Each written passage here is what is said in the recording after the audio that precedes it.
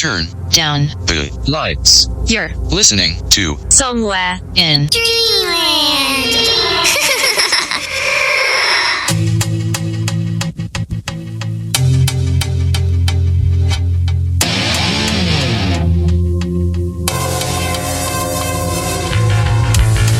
Welcome back, dreamers. I'm your host, Ken Mark, and you're listening to Somewhere in Dreamland. Be sure to check out the show on Facebook, YouTube, Twitter, TikTok, Instagram, the UnX Network, and on the Dreamland website at www.dreamlandpodcast.weebly.com. Tonight, my guest is Robert Guffey. Robert is a professor and lecturer in the Department of English at California State University and a graduate of the famed Clarion Writers Workshop in Seattle.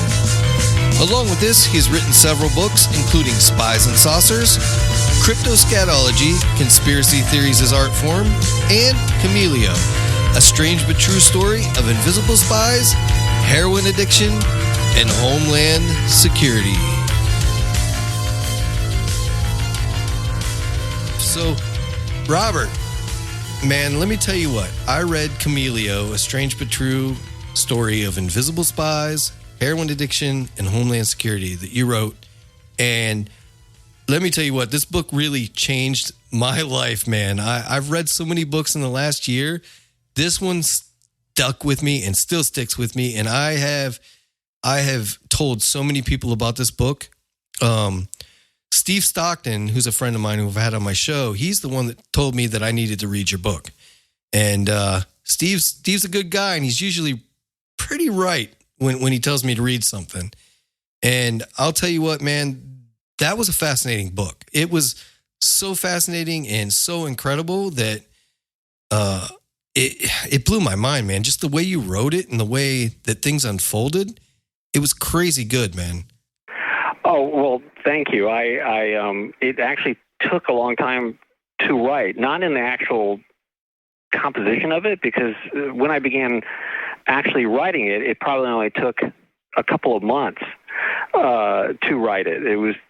I think I wrote the first draft in the summer of 2010. But after the events that I write about in the book, which start in the summer of 2003, and much of the book takes place over the course of 2003, 2004, I, at a certain point, tried to sort of push it out of my mind because it seemed such a complex, monolithic story that I didn't even know how I would go about writing it. And I kind of pushed it to the back of my mind and just went ahead with my life. And oddly enough, I realized in retrospect that the amount of time it took me, the amount of time I took away from it before coming back to it and actually writing it, was the same amount of time that John Keel took between writing Mothman Prophecies, between the events that actually occurred in 1967, that Mothman Prophecies chronicles. John Keel didn't actually write Mothman Prophecies for maybe like 7 years later, because he said it affected him so emotionally that he had to take some time away from it before and get some distance from it before he could come back and actually write the Mothman Prophecies.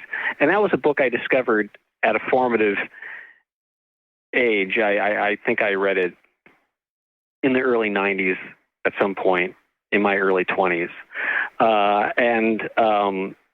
So afterwards, after I'd written Chameleo and it had been published, I was reading some interview with John Keel, and he mentioned how it took such an emotional toll on him that he just had to back away from it for a while before he could actually sit down and write it.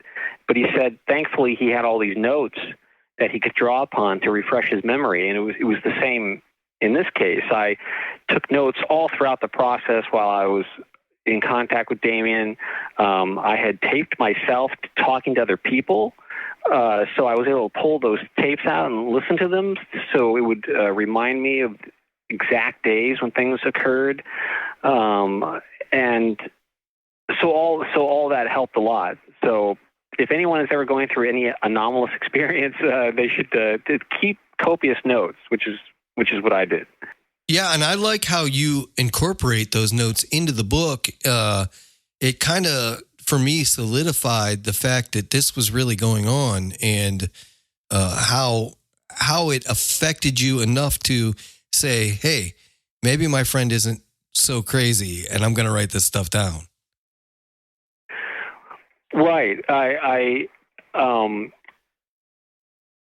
I have to admit that when Damien, in the book, I call him Dion. His real name is Damien. When he first started telling me about his experiences, initially, I have to admit, I thought, is he suffering from like meth-induced paranoia or something like that? And it wasn't until he gave me a key piece of information that I thought, okay, this actually sounds plausible. I guess I should go into the background of what occurred. Yeah, sure. I guess this would be a good place to do that. So it all starts in July of 2003, and my friend Damien, I had known him for a long time. I met him on my 16th birthday. He was living in the Pacific Beach area in San Diego. I was living in Torrance, California. And Damien's apartment in Pacific Beach was kind of like a party house at that time, people coming in and out all the time. And he meets this guy named Lee, or rather, the guy says his name is Lee. Later, we were told that his name was actually Doyle, but he presented himself as this guy named Lee, a young guy, like early 20s, and he had, unbeknownst to Damien, he had gone AWOL from Camp Pendleton, the Marine base that was right near where Damien was living. And Damien did not realize that when the kid had gone AWOL, he'd stolen a 9mm Iraqi gun, over 24 pairs of high-tech night vision goggles, a DoD laptop computer, and an entire truck. Damien, this kid, and he just let this kid sleep on his couch, and he didn't think anything of it. It was kind of a normal thing for him to do. One night he's having a party. There's all these people there doing drugs. This kid pulls out the laptop that he had stolen, and a DoD symbol appears on the screen, and immediately Damien says, wait a minute, grab that stuff and just get the hell out of here. And the kid says, no, don't worry, they can't track this stuff. Soon after that, there's a knock at the door. It's a woman who identifies herself as Special Agent Lita B. Johnson. That's not her real name. I changed her name.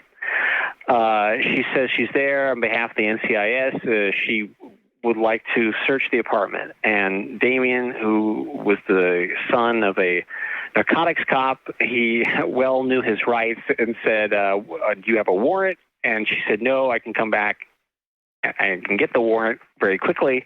He said, why don't you do that? And then he slammed the door in her face. And he immediately turns to everyone at the party and says, okay, grab your stuff and go out the back, meaning grab your drugs and leave. They smelling, that the heat is in the air, they throw their drugs onto his carpet and run out the back. The police, the San Diego Police Department arrives soon after that. The NCIS woman returns the warrant.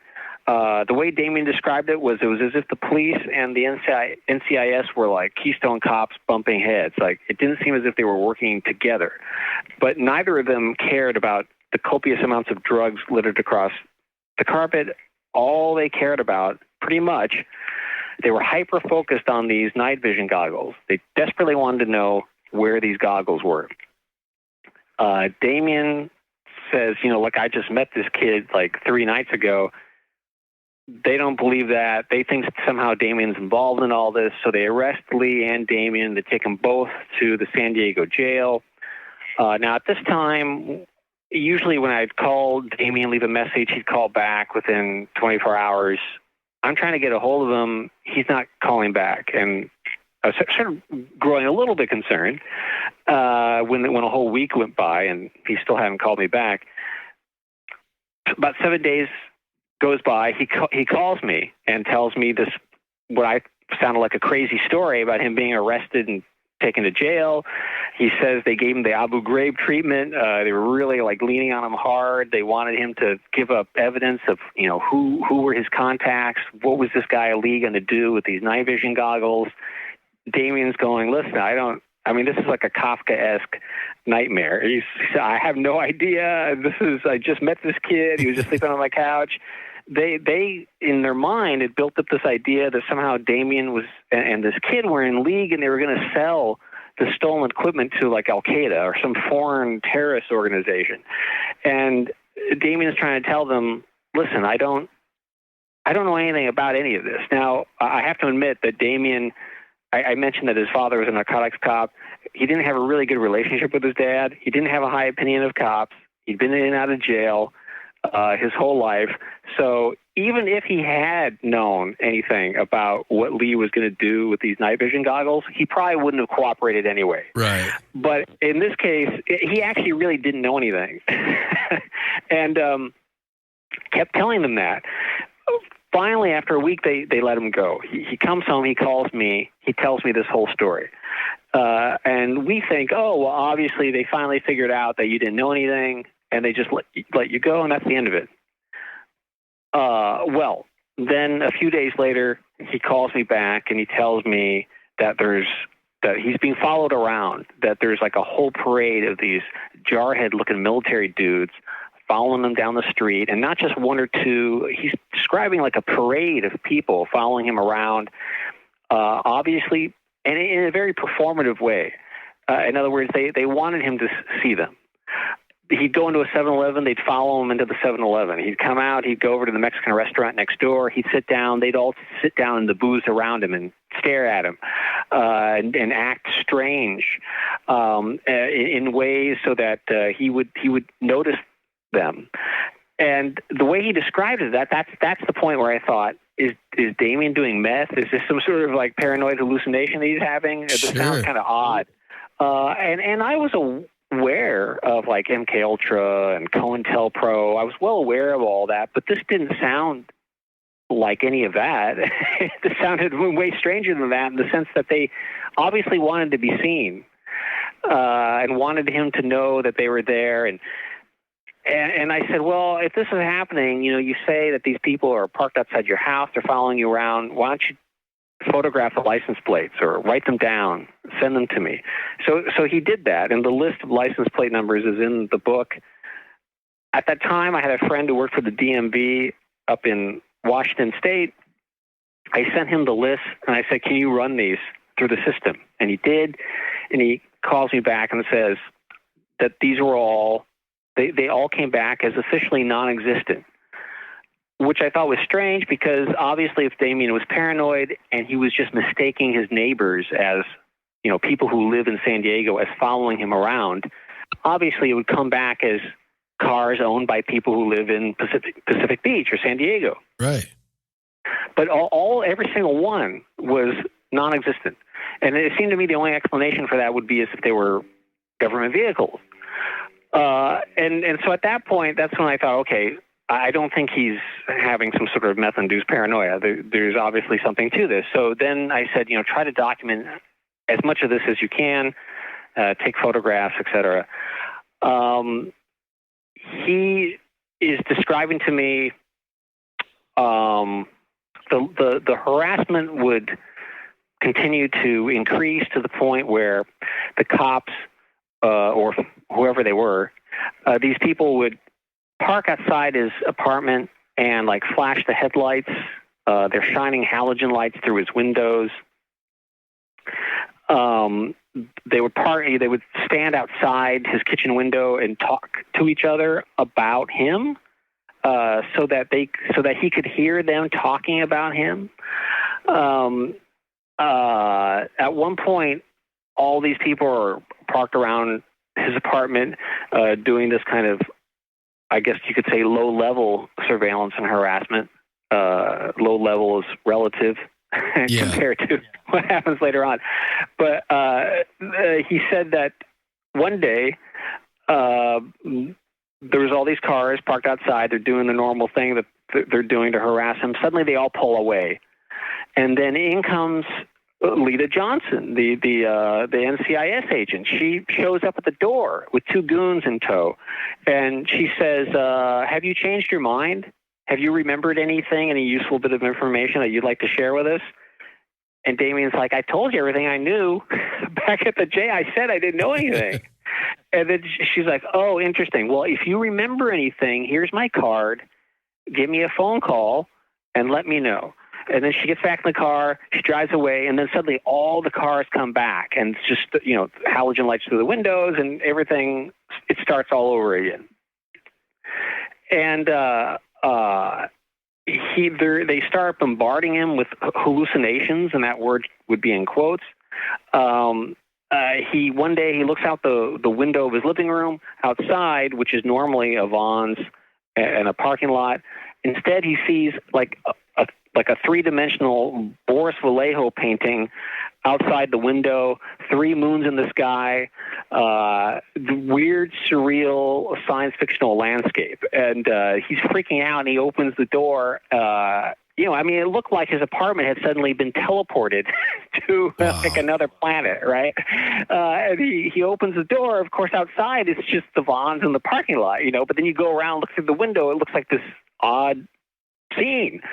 And then one night he's in bed. Not long after that, he's in bed, and they project a silhouette of a hand holding a gun, and it would tip down until it was pointed at his head, and then tip up again, and then tip back down.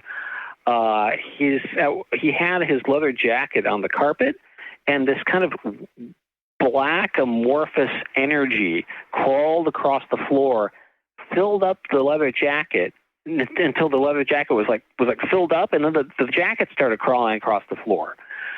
I should mention the food fight with the feds. That is great. That's an important point later on.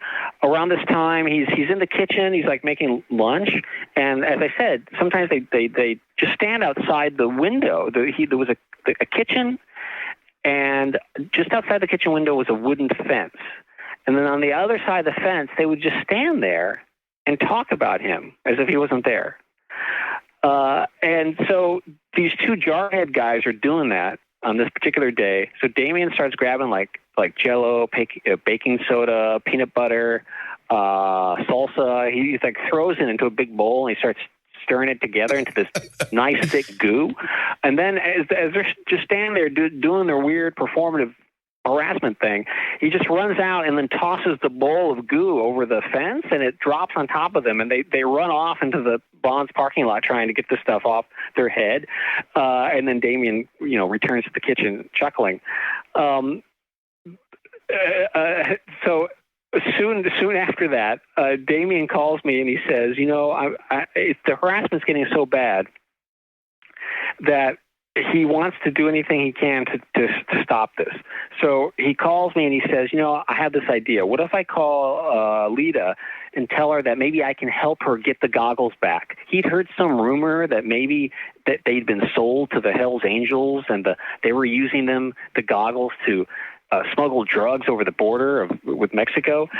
And Damien said, maybe they'll put me on the payroll. Who knows? I go, Damien, if you do that, they're going to think that you knew all along where they were, and you're just holding out for money. That's what it's going to sound like. And he's like, no, I think that I can, charm them. Okay. So he calls up Lita Johnson, meets her, and she brings her superior along with her. Like, this is how much energy they're putting into this. She brings her boss along with her to this meeting with Damien at a bagel shop on Garnet Avenue. There's only one bagel shop on Garnet Avenue. So if you're in Pacific Beach on Garnet Avenue, in the one bagel shop that's there, that's where this meeting occurred. He goes there, he sits down with Lita Johnson. Her boss buys Damien a bagel and an orange juice. And And Damien starts telling them this idea that he has. Now, before he does that, however, they're making small talk, and Lita Johnson says something that's really interesting. She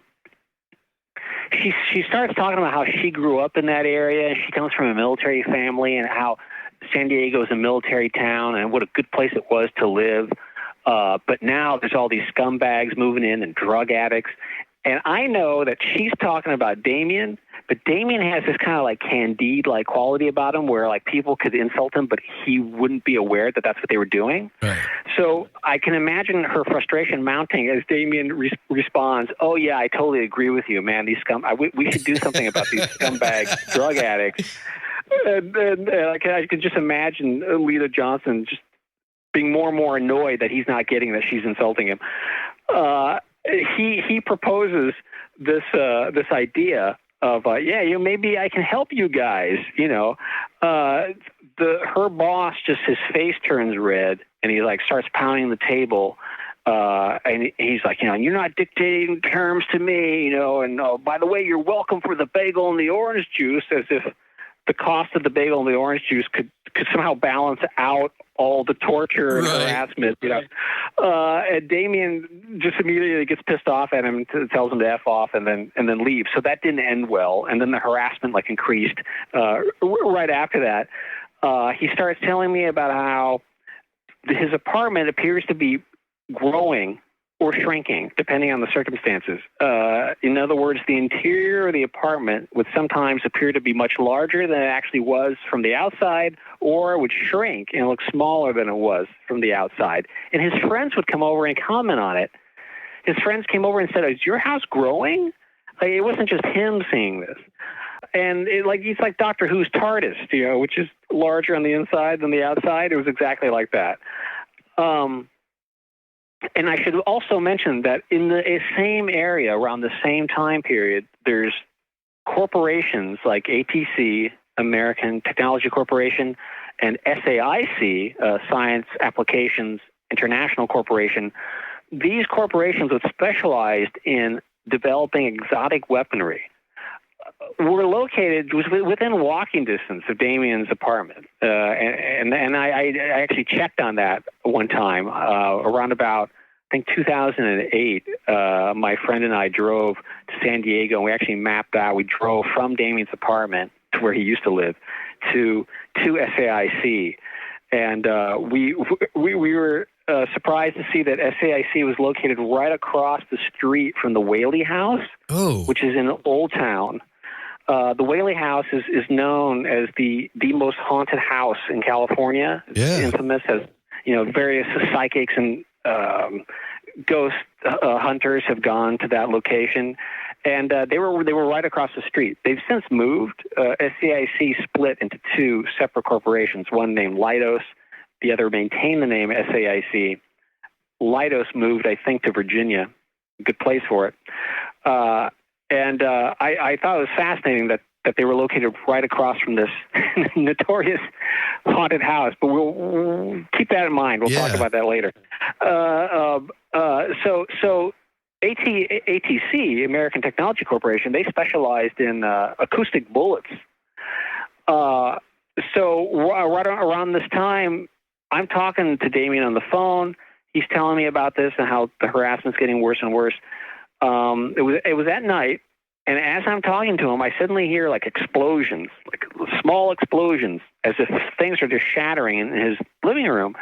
Damien, who I mentioned before, he's been in and out of jail. He's been homeless in the streets of Washington, D.C. He knows how to take care of himself. He doesn't scare easily. Well, he got under his table with the phone, and he was shivering like a little girl because all the various tchotchkes up on the shelf were just shattering, just spontaneously, one after the other, just boom, boom, boom, boom. But there was nothing, you couldn't see anything causing that. It was only later on that we discovered that ATC was developing acoustic bullets, which basically are bullets made of sound, invisible bullets, I guess you could say. Yeah. And they would do things like, I'd be talking to him on the phone, and suddenly all the ambient noise would disappear. When you talk to someone on the phone, usually you can hear sounds in the background, cars going by and stuff like that. All that would just suddenly stop, and Damien would go, "Oh, they're doing it again." It was like the cone of silence in the Get Smart show. Yeah.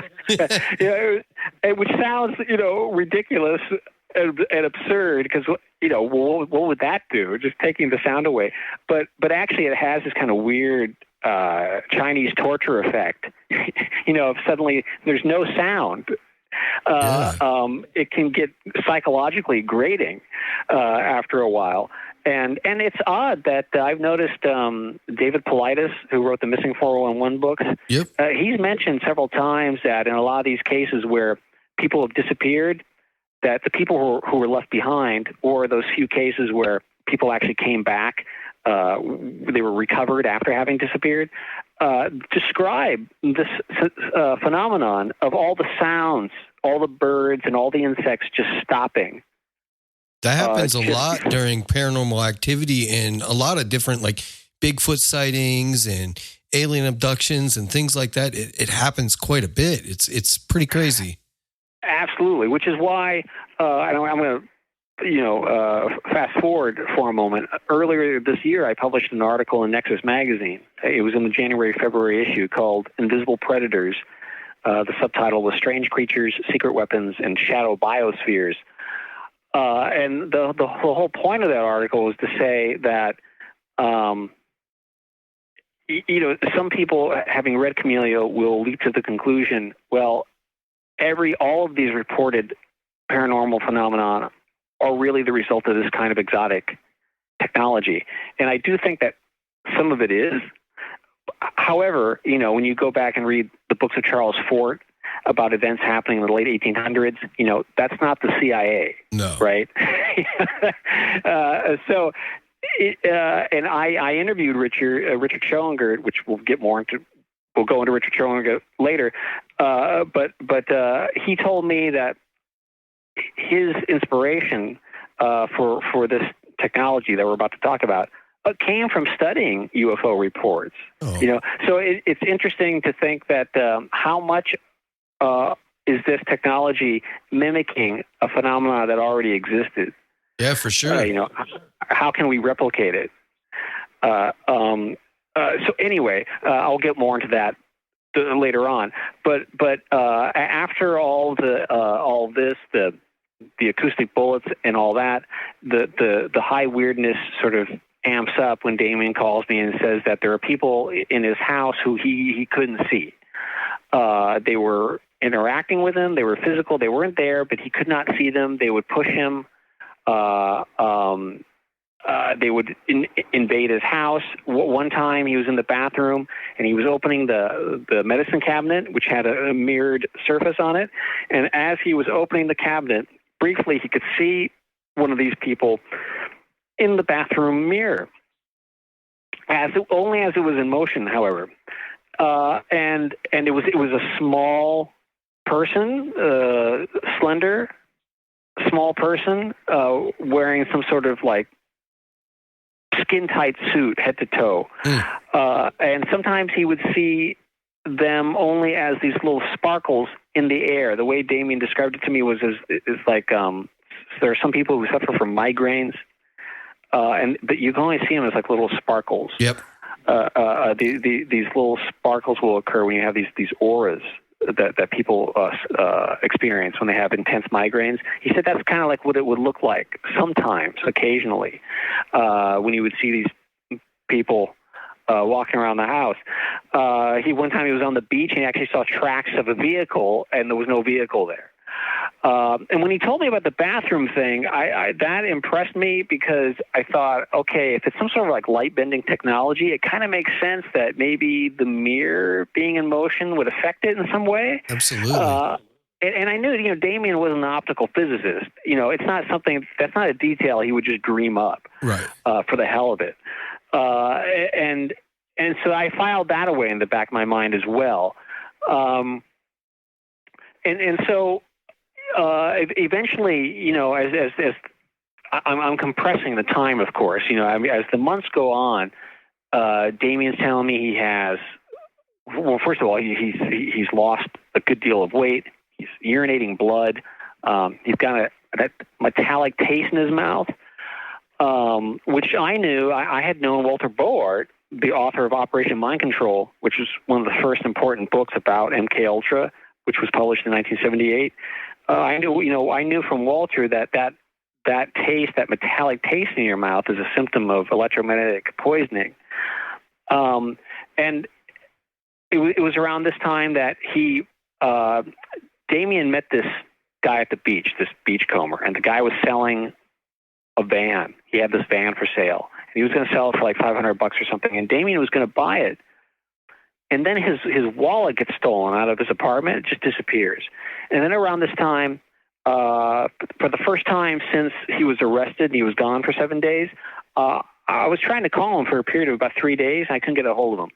Then, like on the fourth day, he calls me. He tells me he had this weird waking dream where he was sitting in the middle of the day in his apartment, and these people came in.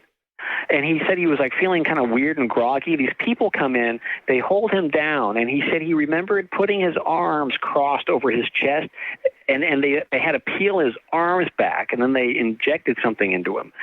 And I told him, well, wait, this was a dream? And he was like, it was kind of like a dream, but it doesn't feel like a dream. And I said, I've been trying to get a hold of you for 3 days. And he goes, what? Like, he didn't know that he was gone for 3 days. He thought it was 3 days prior.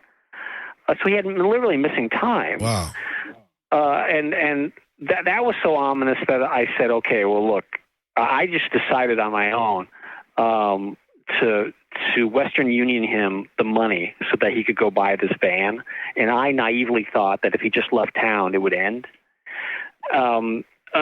So without telling him, I Western Union him the money, and then I called him. I said, listen, I just sent you, the money for the van. If you've ever sent someone money via Western Union, you have to give them a password so that they can go and pick it up. So I was about to give him the code word, and he goes, oh, no, hold on. He was concerned that somebody would hear it over the phone, and then they would go and intercept the money or something. Yeah. And I thought he was being kind of overly cautious about it, but I said, okay, I'll just wait. He goes, let me gather all my stuff together, and when I'm completely ready, I'll call you back for the password. So he does that. Like 2 hours later, he calls me and goes, okay, give me the password. I'm about to give it to him, and the line goes dead. And at first I thought, well, maybe it was a coincidence, so I call back. I'm about to give him the password. The line goes dead. That happens like 6-7 times in a row. Wow. And then I remembered that there's a thing that happens when you make a collect call where for a moment the operator is asking the other person, will you accept the charges? And for a moment you can hear each other. Yeah. So I placed a collect phone call, and as the operator was saying to Damien, would you accept the charges, I yelled out a hint that's pornographic in nature as to what the code word was, and I knew that Damien would know what that meant, and I actually heard him like laugh for a second before it just cut off again. And so he was able to go and get the money. He got it. He buys the van. He puts everything he owns, or the most important stuff that he owns, into the back of the van. And he, by the way, I should point out, all of his neighbors had moved out over the course of the past like 6 months or so. And the landlord seemed to be under as much stress as Damien during this entire time. And when Damien goes to him and says, I'm leaving, he said he couldn't have looked more relieved. It was like the landlord was like, oh my God, thank God that this is coming to an end. And Damien left a note on the door that said, I've gone west, which would be into the ocean. And then he gets into the van and he takes off.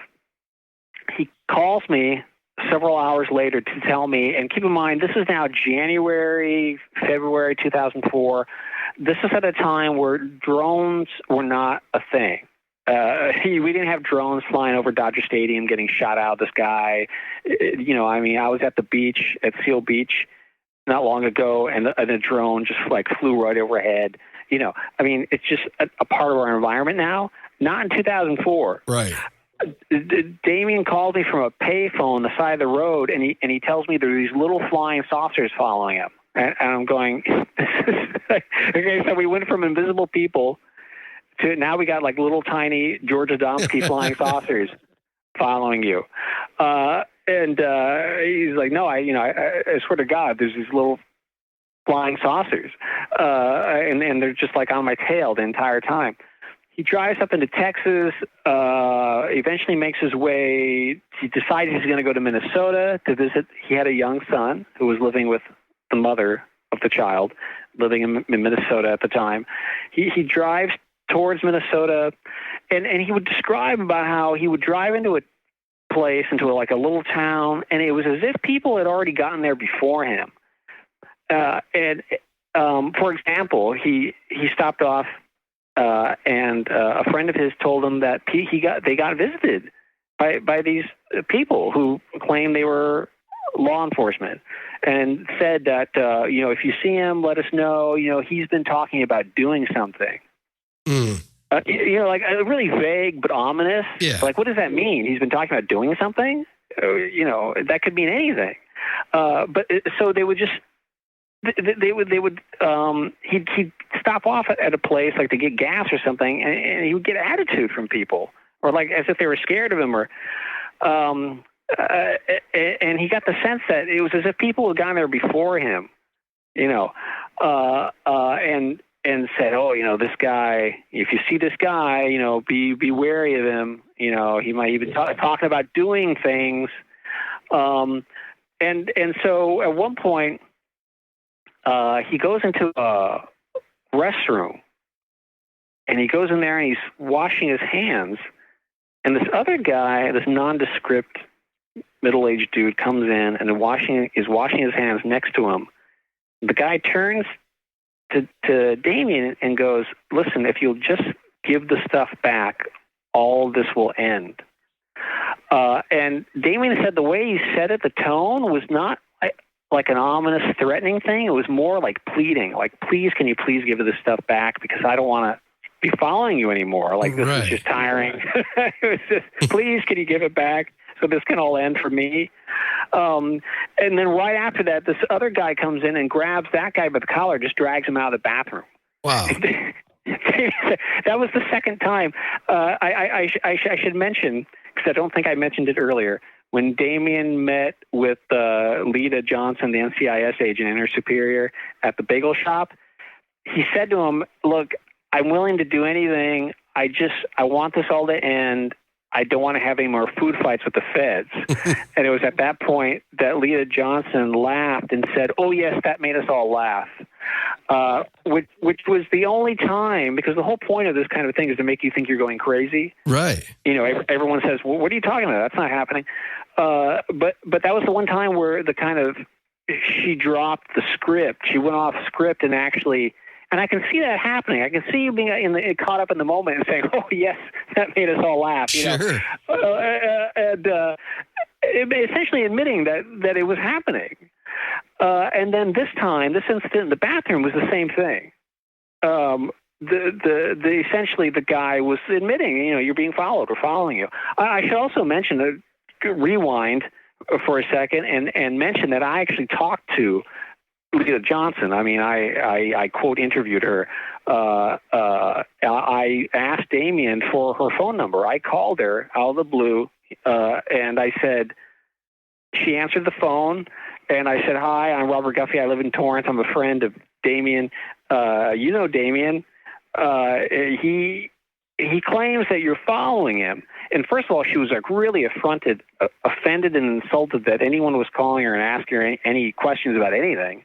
But I said, "So are you following Damien?" And instead of, she immediately went into like CYA mode. Everything she said was legalistic and evasive. What she said was, "Oh, no one in my agency is currently following your friend." Which, like a normal person would go, "What? What are you talking about? It's crazy." No, no one in my agency is currently following your friend, which is probably a true statement. No one in her agency was currently following him. Right. And everything she said was that kind of a thing. And I said, "Well, is he still a person of interest in your case?" And she said, "No." And I said, "So he can leave town? It's okay if he leaves town?" And she said, "I would not advise that." And I said, well, why? If you're not interested in him anymore, why can't he leave town? And she said, well, it might make things more difficult later on if he left town, which is a total paradox. It doesn't make any sense. Right. He's not. We have no interest in him, but I would advise you to tell him not to leave town. The whole transcript of that conversation is in the book. So this incident in the bathroom was like the second time where they kind of went off script. And then soon after this, he breaks down somewhere in Kansas. And I get a phone call at like 10 o'clock at night. Phone rings, I pick it up, and there's a voice who has kind of like a southern accent. And the guy goes, is this Professor Guffey? And I go, yeah. He goes, you know Damien? And my first thought was, what is this now? Yeah. What is going to happen now? And he tells me that, he goes, your friend broke down on the side of the road. His van broke down. Me and my friend Jeb, or whatever the hell his name was, we picked him up and we drove him back to our house. And he goes, your friend's telling us this crazy story about invisible midgets and like little flying saucers and is this, what the hell, is any of this real? And I go, oh yeah, it is real, in fact. And then I proceed to tell him like, a shorter version of the story I just told you. And they, as I'm talking to them, the other guy in the background goes, hey, come over here. And he goes over with the phone over to the front door. And the guy tells me that there's a little tiny flying saucer flying around outside their house that followed them from the side of the road. And at that point, they were convinced. They seemed skeptical. Like they thought that Damien was, I don't know, like Damien got the sense they were going to perform some sort of exorcism on him or something. Like they thought he was possessed by demons or something. I said, listen, no, he's telling the truth. Can you put gas in his car and fix his van and help him on his way? And after they saw the little tiny drone thing outside their house, they were totally on board with that. So they gave him gas, they helped him fix the van, and he went on his way. He ends up in a little tiny town called Winona, Kansas, which has like 156 people living in it. It's a really small town. And when he got there, for some reason, I don't know if it's just a coincidence, but the harassment ends. At that point, temporarily, he gets into the Winona, Kansas, and the second he gets there, the harassment stops. Now, I have talked to other people who are targeted individuals, and they claim that sometimes they do pull back and give you a false sense of security and then pull the rug out from under you, So maybe it was that. Maybe it was because it was such a small town, you would notice a stranger coming in and like a bunch of jarheads following him. I think that would stand out, whereas it wouldn't stand out in San Diego or Los Angeles or a big town, big city. Also, everyone in Winona has guns. So the invisibility suits that they wear, they're not bulletproof. So maybe that was another reason for not wanting to continue their harassment there. I don't know. But he stayed there for about 3 months, and he's able to collect his thoughts, and he was going on the internet trying to find anything that looked like the invisibility stuff that he'd seen in his apartment. And first he saw articles about this Professor Tashi in Japan who created a Harry Potter cloak that makes you invisible, but just from one angle. And he thought, well, that doesn't look like it. And then he stumbles across this website called Chameleo.net. And he's reading the description of it, and it's describing how it's 360 degrees. And he's like, that sounds more like what I saw. So he calls me and he says, look at this website, Chameleo.net. And I go, okay. So I look at it, and I'm surprised when it says it's this guy, Richard Schoenger, who has a top secret clearance. He's worked for the military and in and out of industry for decades, going back to the late 50s, early 60s. And he's describing this optical camouflage technology that he's developed. And he's called it Project Chameleo. He has a partner, Dr. Lev Berger, who was an eminent physicist who had a laboratory up in Hemet at that time. And he mentions that he's a 33rd degree Scottish Rite, Freemason in Long Beach, which surprised me because I'm a 32nd degree Scottish Rite Mason at that same lodge in Long Beach. So I thought, I must have met this guy at some point. Right. And so I write him an email and I go, listen, I'm a writer. I've written for, New Dawn magazine and Paranoia and all these, and Fortean Times, and I interviewed Stephen Heller, the bishop of the Gnostic Church in L.A., and on and on. I'd like to interview you about your Project Chameleo. And he writes back, and I say, I'm a member of the Long Beach Scottish Rite. And he writes back and he says, oh, you interviewed Stephen Heller? I'm friends with Stephen Heller. Sure. You can, let's get together. So let's meet up on Saturday morning at the lodge. And after the rituals, we'll go out and you can interview me about Project Chameleo. So I call Damien and I go, listen, this guy, he says that I can interview him, so I'm going to interview him this Saturday. And Damien goes, great. I want to be there. So Damien was having a dispute with his landlord at that point. So he went out and bought a bunch of wet cement, and then he just dropped all of it into the bathtub and also the kitchen faucet, the sink, the bathroom, and in the kitchen and the bathtub. And then he just bailed. Nice. And then drives to Long Beach, meets me that Saturday. I go to Long Beach Scottish Rite. I'm introduced to Richard Schoengert. I realize I have seen him, though I've never been formally introduced. I had seen him performing some of the rituals, and he has a very distinct sort of dramatic voice, and so he had stood out to me, but I'd never met him. So I say, I'm Robert Guffey. I'm Richard Schoengert. So after the rituals, we'll go and do the interview.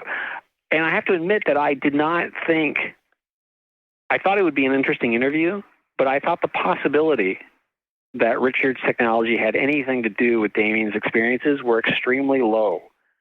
I really didn't think there would be an overlap between these two things.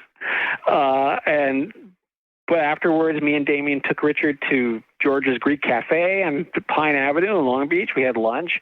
Then I took him back to my office on the campus at CSU Long Beach, and me and Damien interview him. Right off the bat, everything Richard starts saying, without us prompting him in any way, starts overlapping just perfectly with everything Damien's already described to me. Isn't that crazy? And Richard just out of the gate mentions that he's hired a lawyer, he's doing a FOIA request, he thinks the military has stolen his technology, that they're using it without his permission. He talks about how he met with SAIC 10 years earlier, and they seemed really interested. He took them out to the laboratory in Hemet to show them, and they were impressed, and it looked like they were going to fund the research, and then suddenly they backed out. He says he met with the Navy. Same thing. They seemed interested, and then suddenly they backed out. And I've seen the documentation of this. I mean, I've seen the letters from important people in the Navy writing to Richard and telling him how much they were impressed by what they had seen. I have copies of those letters. He says how with this technology you could use it for psychological warfare purposes. It's in the original patent, he says. And in fact, Richard was the very first person to ever be awarded a patent in optical camouflage technology and invisibility technology. That's documented fact. And he says how you could make someone think that they're seeing something that's not really there with this technology. It doesn't just camouflage things. It can actually create illusions. It can make a tree look like an elephant look like a tree. You could place a scenery outside a window that wasn't actually there. He said you could actually make a room look like it's smaller than it actually is or larger than it actually is. On and on with all this, just point by point by point. And we let Richard talk for a long time. And then finally, at a certain point, I turn to Damien. I say, I think it's time for you to tell Richard your story. And Richard looked like he kind of looked like he was tensing up a bit, like we were about to sandbag him with something. And Damien starts telling the story. And I could tell that Richard was skeptical of what Damien was saying until Damien mentioned the thing with the bathroom mirror and that he could see them briefly as the mirror was in motion. Richard kind of like leaned forward a bit during that moment. Then a few seconds later, when Damien said, sometimes I could see them as these little like sparkling auras. Richard, he leans way forward and he goes, that's exactly what it looks like when the technology is not being used properly. And Richard knew that there's no way that Damien would know that detail or would have made that up. And there's no way that I would know it either. Who would know that? At that point, he was totally invested in it. And by the end of it, Richard said, I'm convinced that they used you as a convenient guinea pig, that the idea was if we're going to deploy this in a military type situation, you want to know that the technology is working. What happens when the target sees it? When does it break down? You can't just test this on the military base. We need to test this in real time with a real subject who doesn't know what's going on, so we can see what the weak spots are. When does the technology break down? And why not use this guy? Because after all, he's not cooperating anyway. And who's going to believe him, right? That's another thing. Who's going to believe him? And that's sort of the beautiful part of the story is the power of synchronicity. I mean, how could you possibly predict that this guy would have a friend who's a 32nd degree Scottish Rite Mason who's in the same lodge as the guy from whom they stole the technology? Right. That's crazy. There's no way you could, no manipulation of morphogenetic fields could bring about the prediction of that course of events. So afterwards, right after the interview, I thought that this whole thing would make Damien feel better. After all, you've now met the person who created the stuff that they were using on you. Now you're not crazy. And I actually think it had the opposite effect. He kind of spiraled after that because I think Damien was holding out the slender hope that he was crazy. Yeah. That you could just take a pill and all the problems would go away. This is a totally different situation. You can't just solve this with a pill. This is a serious problem. It's not easily solved. Right. And Damien kind of spiraled a bit after that, and I lost touch with him for a year or more, a couple of years actually. And as I said, it was the whole thing was sort of emotionally overwhelming for me as well. I mentioned in the book the kind of strange obstructive incidents that would occur in my own life. Yeah, I think that was one of the best parts of the book was from me reading it, I felt like, okay, this guy's a friend of yours and you trust him, but he's into some stuff, right? So at one point, you don't know if it's the heroin speaking or it's the truth happening, but then all of a sudden it switches, and because you're trying to keep this objective mind about everything, but then it kind of switches and you have weird stuff happening to you and you're like, wait a minute, maybe this guy isn't crazy, maybe this isn't happening, and you start taking it a little more seriously, Well, there's one particular point where I talk about Damien staying over at my apartment, and at this point I'm living in Long Beach, and he was staying over at my apartment, and this would have been, I'm trying to get the timeline correct. If this is before we met Richard, or maybe it was just afterwards. It might have been just after we met Richard, and I remember Damien was about to leave town, I think, and he said, if someone new comes into your life or some stranger just comes up to you and starts talking to you, be wary of that. He said, I've noticed that they'll do that type of thing. They'll to try to win your trust, and I thought he was being overly cautious, or I said, okay, I'll keep that in mind. It was like a day later, maybe 2 days later, I was supposed to meet a friend. She took the bus to meet me at the corner near where my apartment building was, and we were going to go grab lunch or coffee or something, and she gets off the bus, and there's this guy with her, and she goes, she introduces me to this guy. She goes, "Oh, this is so-and-so. I just met him on the bus." and the guy, he says he's a dock worker at the docks at Long Beach. I shake his hand. He's got like hands as soft as a baby's bottom. I don't know what kind of a dock worker has those kinds of hands. He starts telling me, he's like, "I got a friend who's the maitre d' over at 555, which is this high-end restaurant that's within walking distance of where we are." And he goes, "Why don't we go there and I'll take you both out to lunch?" And I'm thinking, this is weird, but okay. I mean, maybe he's just like a friendly guy. Who knows? And so the three of us go over to 555, and he says, "Yeah, we're not even dressed properly for this kind of a restaurant." He goes, "Doesn't matter. The maitre d's old friend, he'll get us in." We're waiting outside at one point, and my friend, she goes off to make a phone call and leaves me alone with him. The second she leaves, he turns to me and he goes, "Have you ever heard of a guy named Milton Cooper?" And I go, "You mean William Cooper?" And then he goes, "Yeah, he wrote a book called Have you ever read Behold a Pale Horse?" And I go, "Yeah." Red flags.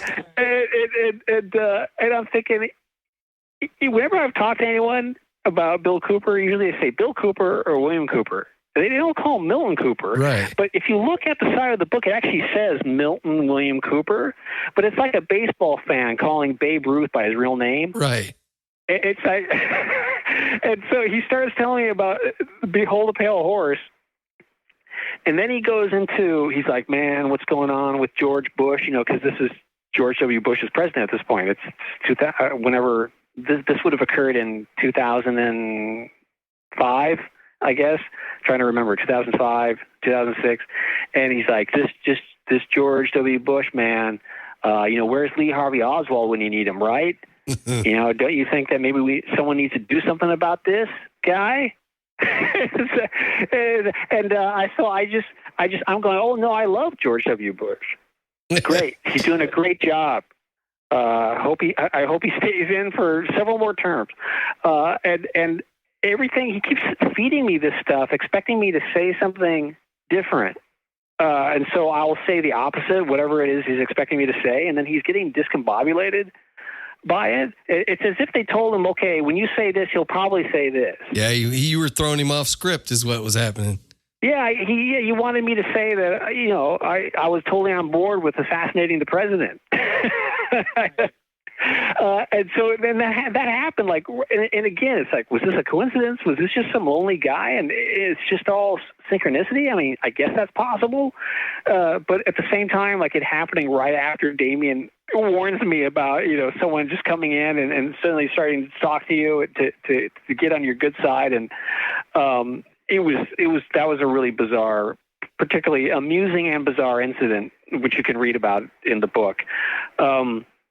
But I lost touch with Damien for a couple of years. I got married. I had a kid. I'm thinking about other things other than this, and it was the spring semester 2010, and I was teaching a class at Long Beach called The Literature of Science Fiction. And after class one day, one of the students follows me out and we're talking, and then suddenly he says, "Can you think of something that people think of as science fiction, but it's really not?" And I go, invisibility. And so I start telling him this whole story, and by the end of it, it's like an hour later, we're still in the hallway. His jaws hit the floor, and he goes, "Can you tell this story again in class next time?" And I was, "Sure, remind me." He leaves, and it was at that point, I remember crouching down in the hallway. I pulled out a spiral notebook, and I wrote down brief bullet points of everything I had just told him in the order that I said it, because up to this point, I couldn't figure out how to write this story. Like, it's so complicated. There's so much like synchronicity. It seems unbelievable. Yeah. And then I realized, talking to this guy, I realized, oh, you just need to tell it the way it happened. It's like one of those like simple solutions. You just tell it chronologically in the order that it happened. Right. Somehow talking it out with the guy was like, oh, I just tell the story the way I told it to him, and then people will understand it. So I wrote down a bunch of bullet points, and that like one side of a piece of spiral notebook paper became the outline that I used that summer to write the whole book in about like 2 months. But, there was all this preparation beforehand, before I could actually sit down to write it. A few days later in the class, he reminds me, he goes, hey, remember you were going to tell that story? So I tell the story to everyone in the class, and there's just like blank stares. Now, there was a student in my class who was a member of the ROTC. He would come to class every day in full, like, military uniform, and he was always very polite to me. Yes, sir, no, sir, professor, sir, can I do this? And always just like rail straight posture kind of a guy. And I get done telling the story, and everyone's silent, and then he raises his hand rail straight up in the air and says, Professor, sir, I can't tell you the exact details, but what I would like to say that in my training, we've been told things that align eerily with the story you've just told us. That's all I can say. Wow. Interesting. and everyone else in the class was like, oh, wait a minute, what? I was, that guy gave me a compliment in the last week of that semester. I ran into him in the hallway, and he said to me, Professor, I'm doing all this ROTC training, and the main message I've gotten from that is that not to ask questions. But your class is the opposite. It's all about asking questions, like science fiction. The spirit of science fiction is all that. Theodore Sturgeon said, ask the next question. Science fiction writer Theodore Sturgeon, his advice to other science fiction writers was always ask the next question. And that's what science fiction is all about. He goes, that your class was like an antidote to this other thing that I'm involved in. It was like this ROTC thing is all about not asking questions. Your class was all about asking the next question. And he said it was good to have that balance. And he said it encouraged him to ask those questions, if not out loud, then privately to himself in his mind when he's involved in all this military stuff. And I thought, well, that's a high compliment. Yeah, for sure. Yeah. And so, after a while, I did get back in touch with Damien, or he got back in touch with me. I can't even at this point really remember exactly how that happened. But he had moved and was living with his mom up on this property in the middle of nowhere in the Lost Coast area. If you've ever seen, there's a documentary on Netflix called Murder Mountain. Yeah. It's all about, the people who grow marijuana up there, and they're like super paranoid about law enforcement coming in, Damien was living in that area, and the second he moved in, all the little drones came in, and these marijuana farmers grabbed their rifles and came out and started trying to shoot these things out of the sky. And Damien didn't even want to bother telling them, no, they're here for me. This happens all the time. They're not here for you. But he continued to have surveillance harassment. But when he was living in San Francisco for a period of time, he said it would get really hot and heavy when they would have like a Occupy Wall Street event, protest. For some reason on those days, if he went outside, they'd be like all over his ass. Who knows why? I don't know if they just have people there anyway to monitor the Occupy Wall Street event. So why not send people out on him too at the same time? I don't know. He learned to stay indoors on those days. The surveillance harassment would continued. Richard Schellingert recently, just this past Christmas Eve, passed away. Christmas Eve morning, his daughter. I was there at his bedside only a couple of nights before. And then on Christmas Eve, his morning, his daughter calls me and says, Richard's gone. I went down to the beach and I took a stick and I wrote his name in the sand on the beach. And as I did that, the most vivid double rainbow I've ever seen appeared in the sky above me. And my wife got a picture of it. And That's cool. It was a wonderful, like, weird cosmic kind of synchronicity moment. And Richard's life is just filled with kind of weird synchronicities, so that was kind of appropriate. Also, Les Berger, his partner in Project Chameleo, passed away 2 weeks earlier. So it was almost like though Richard was not aware that he had passed away 2 weeks earlier. So it's as if, you know, they were joined at the hip in life in this Project Chameleo thing, and then they're joined at the hip in the astral realms as well. But I helped his daughter write his obituary. There's going to be a memorial for him at the Long Beach Scottish Rite next month, which I will attend. And I did a follow-up interview with Richard for Nexus Magazine in 2016. That was all about talking about his inspiration for creating the Project Chameleo technology. And he said he was a Rosicrucian, he was a Freemason, and he was, you know, an engineer with a top secret clearance in the defense industry. And he said that his interest in all these things had always merged and collided. And in the 60s was when he started getting into UFOs. And he noticed that over and over again in these reports, the UFOs would either disappear or flit away so fast that they teleported, or perhaps had some sort of cloaking device. And Richard started thinking at that point, how would you do that with the technology we have access to now? So in a way, it's like Project Chameleo is like a cargo cult version of this more advanced technology. You know, it's like in the Tarzan movies in the 30s, the natives would build like a religious icon out of bamboo because they saw an airplane go in the sky and they would worship it. It's like that. Richard sees these reports about UFOs, thinks to himself, how would we replicate that with what we have? And then comes up with Project Chameleo, which sort of ties back into the previous point about the technology making the sound disappear and how this occurs in these missing 411 cases as well, and in UFO cases and Bigfoot cases. Is this exotic technology somehow an attempt to replicate something that has already been going on for, you know, hundreds of years?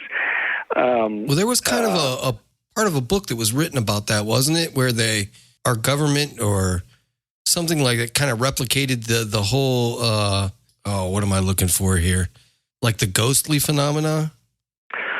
Well, the poltergeist effect. Yes, right? yes, that's what I'm talking about. Yeah, absolutely. Which draws me back to the point I made earlier about SAIC being located across from the Whaley House, this haunted house. It does make you wonder. You know, Damien said, if I hadn't known any better, I would have thought my house was haunted. That poltergeist were attacking me, or that aliens. You know, he had missing time. You know, somehow aliens were involved. That's why the first time any aspect of the Chameleo story was published, it was in 2007, and William Burns' wife, William Burns co-wrote The Day After Roswell with Philip Corso. Yeah. His wife was editing UFO Magazine. So she published an excerpt from my interview with Richard Schellinger in UFO Magazine. Now, you might think, well, what does that have to do with UFOs? But I wanted it in there because I wanted the people who read that magazine to read this and think to themselves, wait a minute, the things I'm experiencing, are they actually aliens or are they something else? And I appeared on a TV show called Transcending Reality, and it was hosted by Melinda Leslie, who's an alien abductee and a MyLab researcher, and Misha Johnson, who's also alien abductee. And both, when I told the part of the story about the weird black plasma energy crawling across the floor and then filling up the leather jacket and then the jacket crawling across the floor, Melinda and Misha, they looked at each other and they were like, remember that? Like, we've seen that so many times. I didn't even know that was something that was common amongst alien abductees. I had no idea that. They both immediately looked at each other and said, "Oh, yes, we've seen that." So it's that makes you pause and wonder. It's almost like Phil Dick, the science fiction writer. His main theme that he explored in a lot of his novels, Do Androids Dream of Electric Sheep, which was made into Blade Runner, and A Scanner Darkly, and Valis, and all these books, was, what is reality? And it's a question that a lot of his contemporary science fiction writers were not asking. And so I think that's one reason why his books in particular seem so contemporary. People like a teenage kid can pick up a Phil Dick novel written in the 50s and read it now, and it has a sense of urgency about it that maybe a book by Isaac Asimov does not have. And I think it's because Phil Dick had these experiences. The first person to interview me about Chameleo was Tessa Dick, Phil Dick's widow. She had a radio show called Ancient of Days. She read my first book, Cryptoschatology, my second book, Spies and Saucers, which is fiction, and then Chameleo. And she had me on the air, and she told me that Chameleo cleared up a lot of mysteries, that Damien's experiences aligned perfectly with the experiences that she and Phil Dick had back in the 70s. Yeah, because he kind of went crazy too, didn't he? He had to kind of move away himself because... That's right. Yeah. He was being essentially targeted in a similar way. His house was broken into, his files blown open. He was being harassed by the local law enforcement. Someone told him, it'd be better if you left town. Like a cop said, maybe you should think about leaving town. Around that time, he got an invitation to attend a science fiction convention in Canada. So he took the opportunity to bail. He left the country. While there, these Men in Black types just grabbed him off the street and put him in a car. And I got this straight from Tessa Dick. And these guys they say to Phil, "This is what we want you to do. We want you to write a science fiction novel, and we want you to put these codes in it. And we'll pay you." And Phil was like, "I don't want anything to do with this." And he told that story, while he was alive, and people thought, "Oh, Phil, he took LSD once, so he's probably crazy." And the fact is, oddly enough, recently there was a book published that was a biography of Anthony Burgess, who wrote A Clockwork Orange. Yeah, this is a mainstream book written by published by Professional House. This is like a legitimate publisher, a major biography of Anthony Burgess. In that book, the biographer tells the story about Burgess being contacted by members of MI6 and asking him to put these codes in the book he was writing. And that book became A Clockwork Orange. And according to him, he took the deal, which is because A Clockwork Orange is all about mind control. Right. And Phil Dick claimed that the codes that he was asked to put in his book, he later saw in a book by Thomas Dish. Wow. The science fiction writer Thomas Dish, who's a brilliant science fiction writer who wrote a book called Camp Concentration. And Dish later committed suicide. Now, I don't know if there's any connection amongst those things or what, but that's what Phil Dick said. While in Canada, he has kind of a nervous breakdown. He ends up in a hospital, and in the bed next to him is this military guy who's also in the hospital for having a nervous breakdown.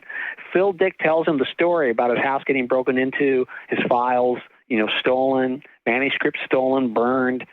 This military guy says to him, "Phil, it sounds to me like maybe you wrote a science fiction story that was too close to the truth." Mm-hmm. And so they wanted to know how you found out about it. He goes, can you think of any story that might have been? So Phil Dick at this point had 100 reality bending stories published and dozens of novels. So eventually Phil decided that it was possible that it was a story he wrote called Faith of Our Fathers in Harlan Ellison's Dangerous Visions anthology, which came out in 1967. Faith of Our Fathers is a story about this futuristic dystopia where the government is like pumping psychoactive chemicals into the water, and it creates this kind of like Matrix-like virtual reality scenario that people think they're living in. You know, they think they're living in some sort of utopia, but they're not. So it's very, very prescient of Matrix, you know, but decades earlier. And Phil decided that maybe that was the story that did it. But Tessa said that when they were living in Orange and he was having these strange experiences, similar to Damien, everyone in their apartment, they moved out, new people moved in. They saw the new neighbors were moving this weird machinery into the apartment next door. The radio, even though it was unplugged, voices would come through the radio and insult Phil. And Tessa said she heard that herself. That wasn't like inside Phil's head. She also heard that, and you could clearly see it wasn't plugged in. So things like that happened to him, and it's very strange that I should meet Tessa Dick in this context because of Chameleo, because I remember Walter Boer, who wrote Operation Mind Control, who I knew, he said to me that he always wondered if Phil Dick was a victim of MK Ultra or some related mind control program because of having read the book Valis when that book came out in 1981, about a year before Phil Dick died. Walter Boer read Valis, and he said, man, there's so many things in here that are so similar to all these people that he had interviewed who were victims of MK Ultra. It was so similar that he thought that it was almost a certainty that Phil Dick must have been involved in some way. And you know, I told Tessa Dick about that, and she concurred that was a possibility. Wow. It's weird how all of that is all connected, man. It's really crazy to think. Well, it's particularly with Phil Dick. If you read A Scanner Darkly, that book, it takes place in Orange County, supposedly in the 90s, but it's supposed to be the near future, but it's clearly taking place in the 70s. And there's really only two science fictional elements in that book. One is the substance D drug, which kind of splits your consciousness into two.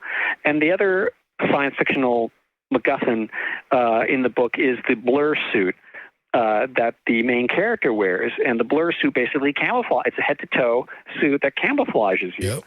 I remember having a conversation with Damien, and Damien said, this is why, in the middle of all this, while it's happening, Damien goes, it's almost like they're taking Phil Dick's ideas and manifesting them in reality. And he goes, it's too bad Phil Dick didn't write happier books. Maybe if he'd written utopian novels, we'd be at Disneyland right now instead of doing all this. That's awesome. Tess Dick I mentioned that to her when she was interviewing me, and that amused her. Yeah, that's pretty good.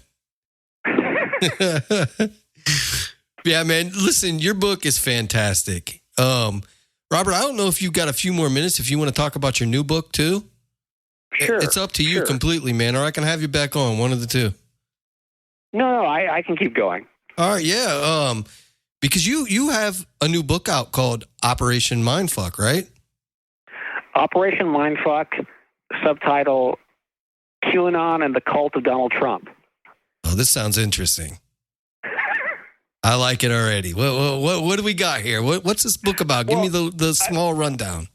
Well, it's interesting because, not only the book is published by the same publisher that published Chameleo, or Books in New York, published Chameleo in 2015. This book, Operation Mindfuck, was just published the day after July 4th, on July 5th.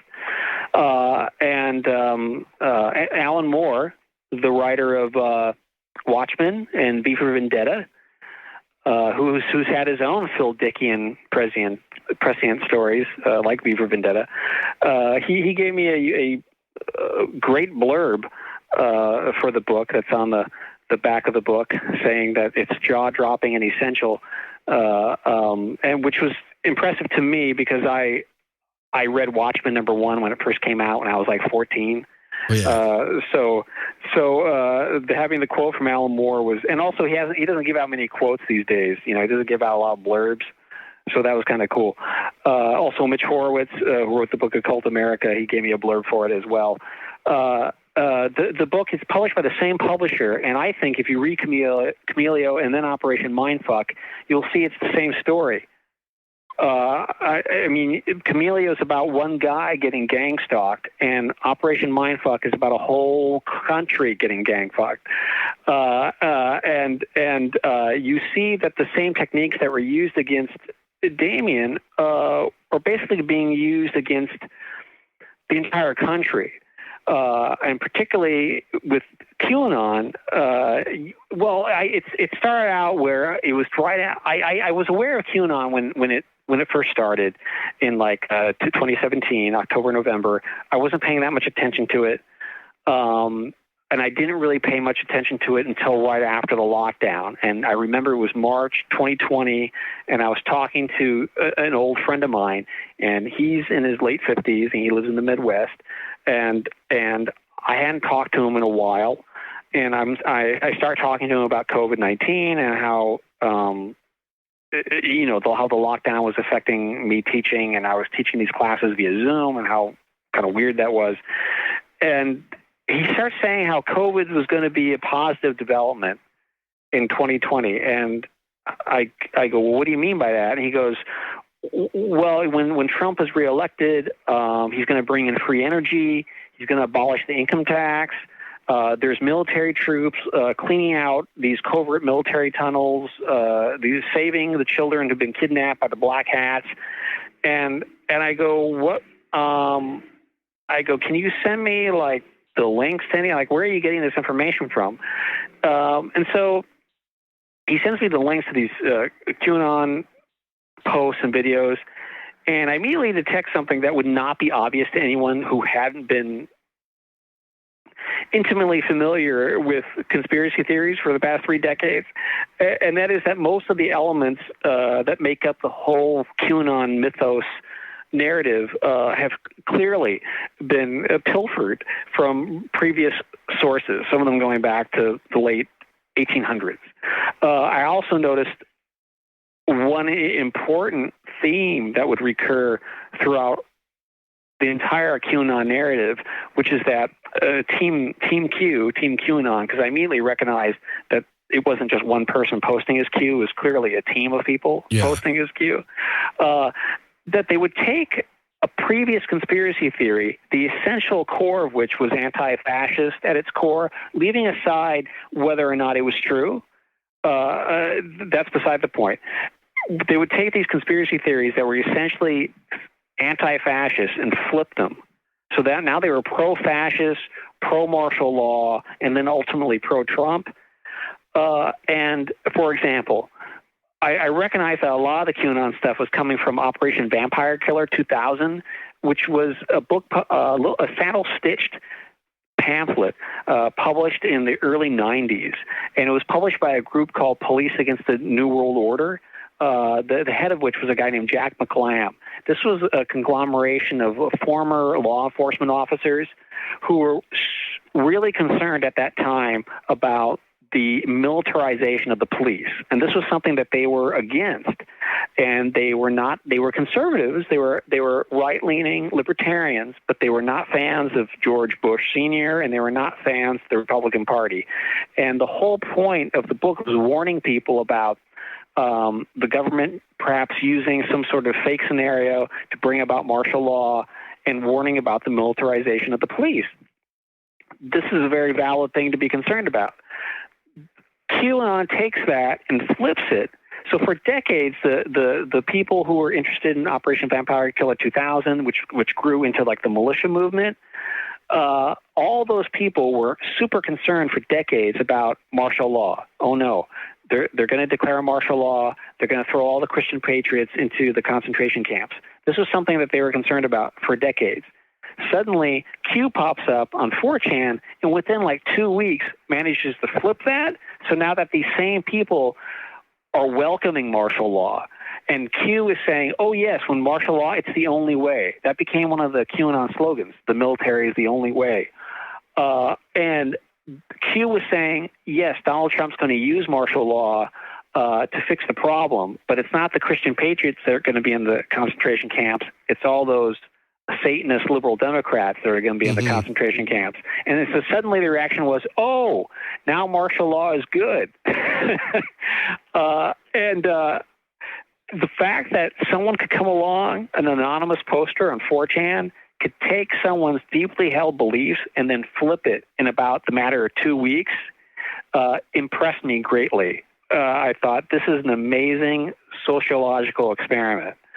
And then to convince those people to go out and surveil and harass people using the same exact techniques that you'll see in Chameleo. Like I said, how Damien would be driving, he'd show up somewhere, and he would get the sense that someone had been there before him and would accuse, oh, watch out for this guy. He might be a terrorist.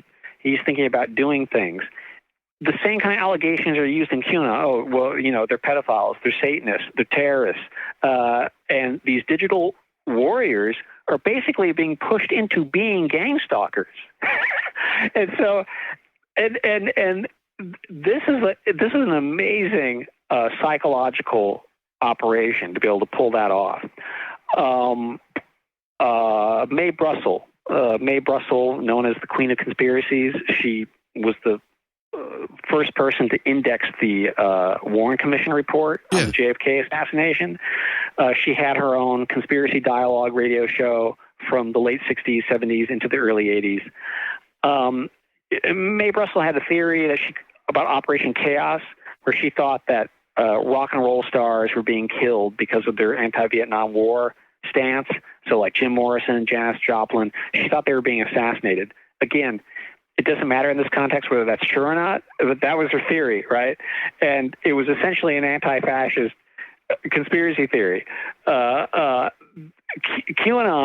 there was this video that came out right after the lockdown called Out of Shadows, which is essentially a QAnon recruitment video, though it never mentions QAnon at any point during the documentary. And there's a guy in there who's supposedly a former CIA agent named Kevin Shipp who takes the Mae Brussel theory and then flips it. So now it's not the rock stars aren't the victims of the conspiracy. They are the conspirators. So he claims that Jim Morrison and Frank Zappa are the MK Ultra progeny of a mind control experiment because their fathers were in the military. So therefore, Jim Morrison and Frank Zappa were somehow raised to be these like Pied Piper figures leading our proud American children away from their natural-born Christian heritage into experimenting with LSD and et cetera. And so there's another example of QAnon taking a previous conspiracy theory and then flipping it entirely. Now, the funny thing is they're taking aspects of things that are actually valid. For example, MK Ultra. MK Ultra really happened. You know, I said before, I knew Walter Boa. Walter Boa wrote the whole book about MK Ultra.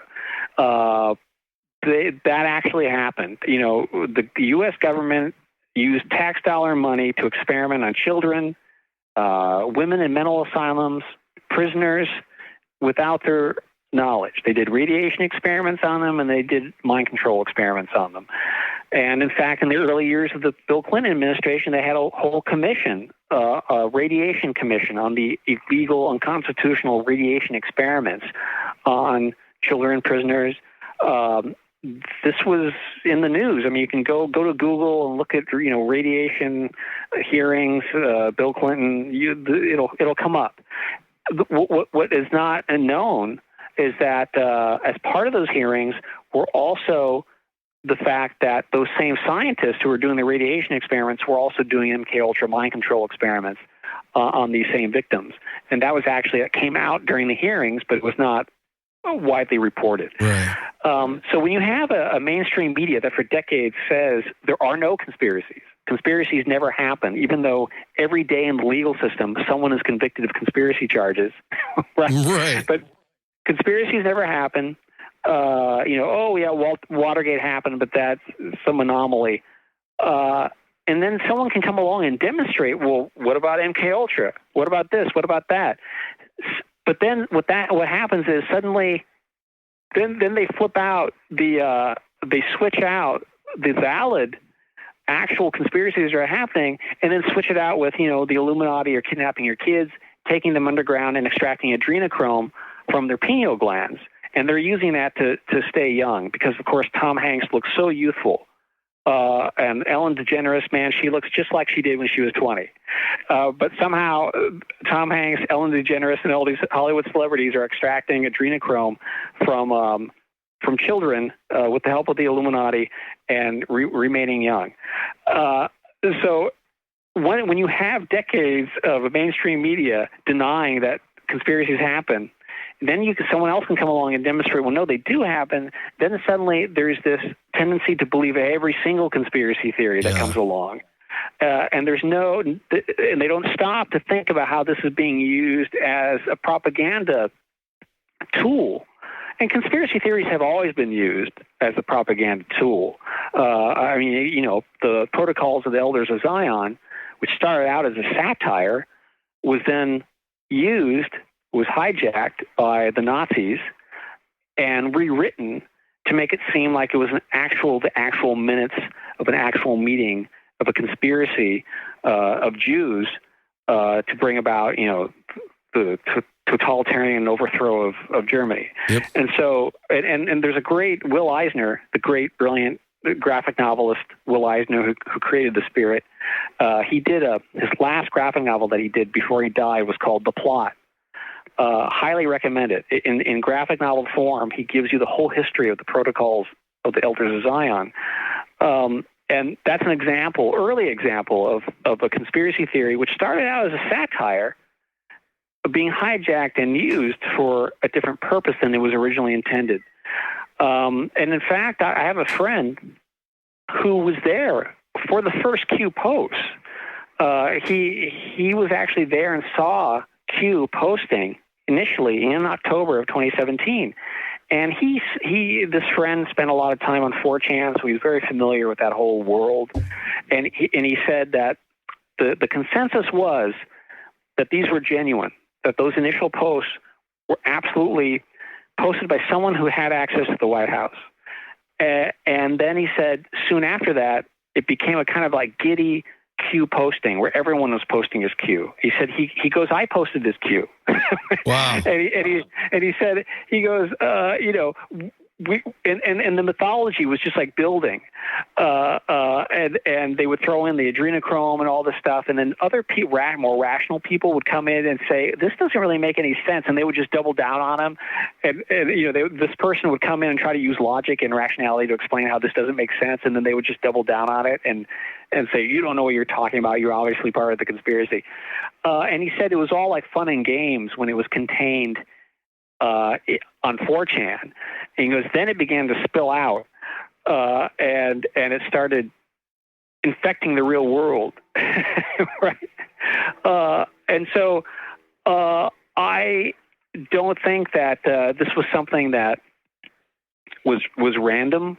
I don't think it was a coincidence that Q pops up at the same exact time that Donald Trump was at his lowest approval ratings in October, November of 2017. You can look that up. Trump was at his lowest approval ratings. Suddenly Q pops up, and then his approval ratings start to climb slowly upward. And the whole, I think it's obvious now, and I talk about this in the book, that QAnon was like Plan B. If it looks like Trump's going to lose the elections, let's activate Plan B or Plan Q.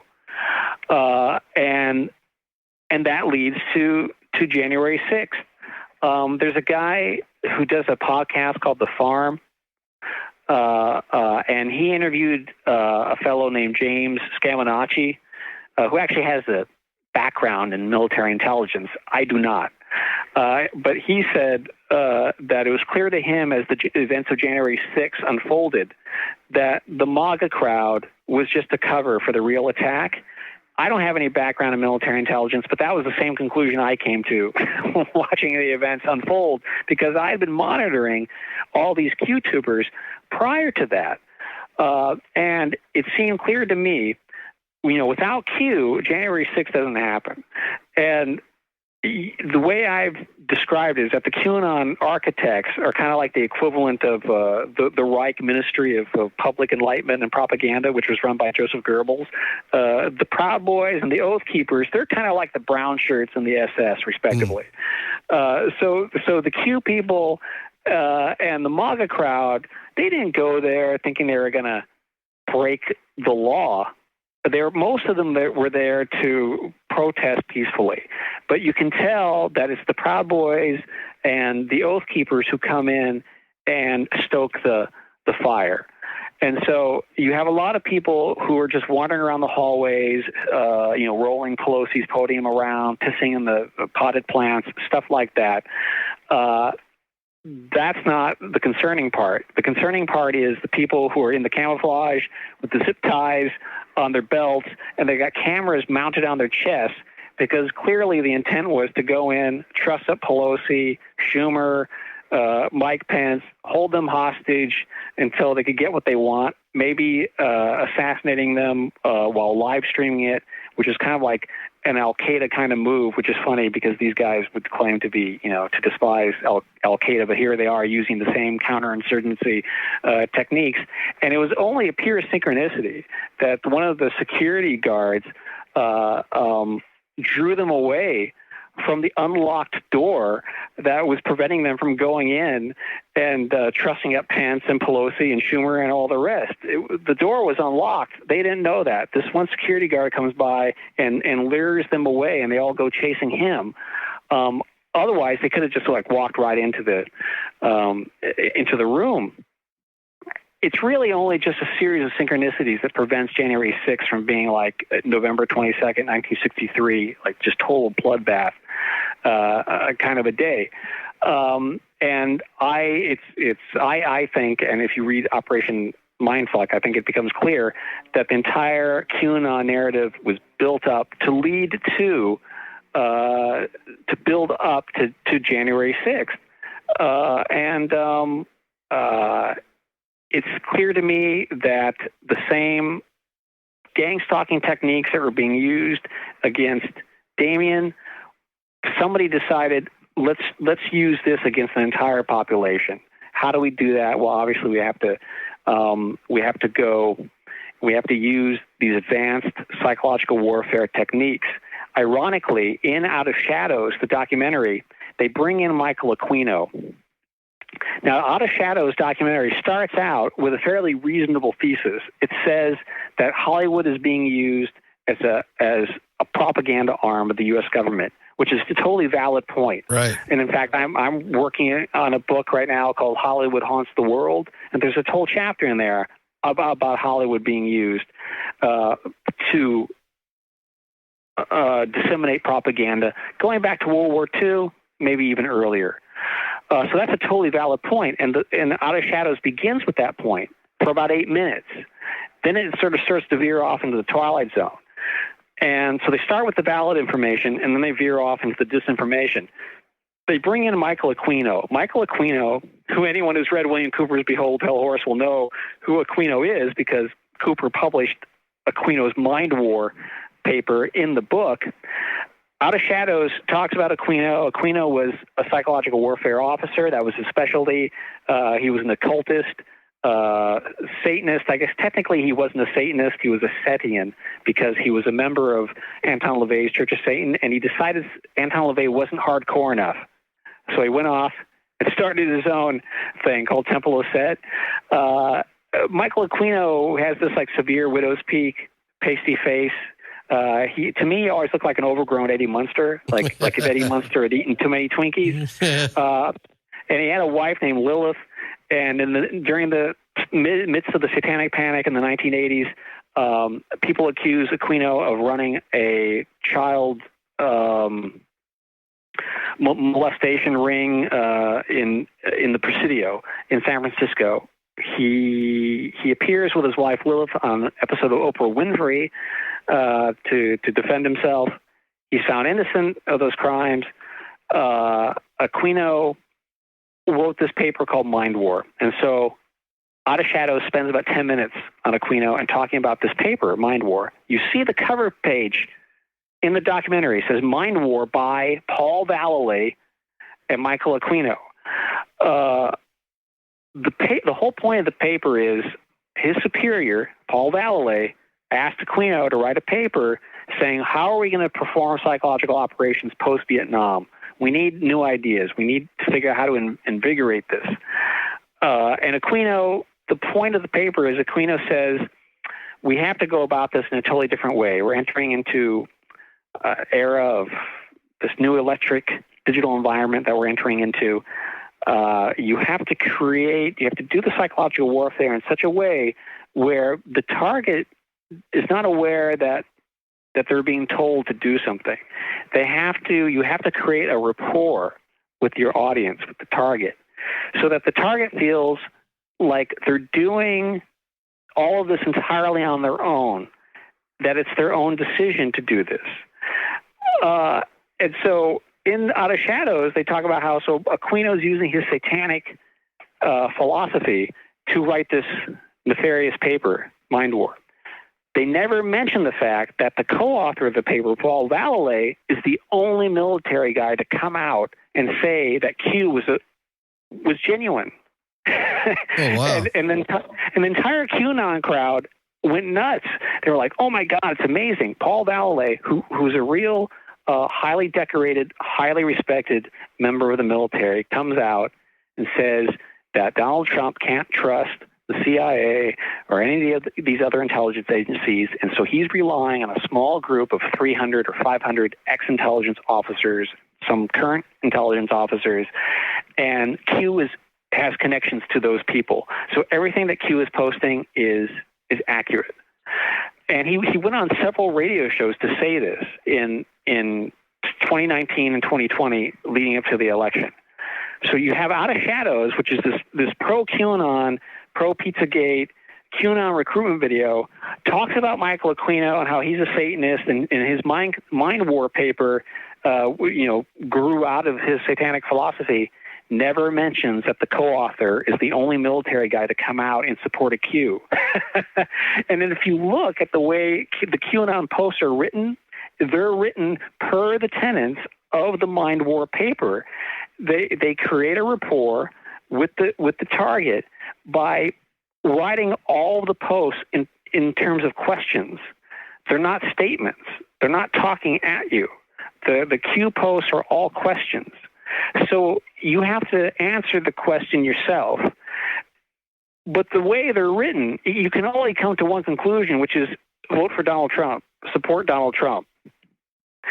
But it makes it, because they're written as questions, there's a question mark at the end instead of a period, it makes it seem like you're doing your own research and you're coming to your own conclusion. Oh, I see. I have come to this conclusion. I've come to the conclusion to go to Washington, D.C. on January 6th, and I have made the decision to go into the Capitol and take a piss in the potted plant and steal Nancy Pelosi's podium. A lot of people left there that day in a total daze, like, what the hell just happened? There's been a slew of QAnon suicides afterwards because these otherwise law-abiding citizens woke up the next day and suddenly realized that they're being charged with a crime that they never intended to commit in the first place, and all of that is just they're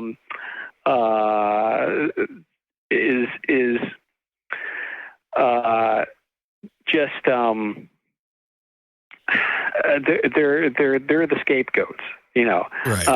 The real point, the real perpetrators are these people, these zip tie guys who are going in with a real specific military purpose in mind, and all these other people who think that they're engaged in a freedom-fighting movement are actually doing the exact opposite. They're being pulled into a situation where they're surveilling, harassing, stalking people online, going to a guy's pizza shop and shooting it up for no reason.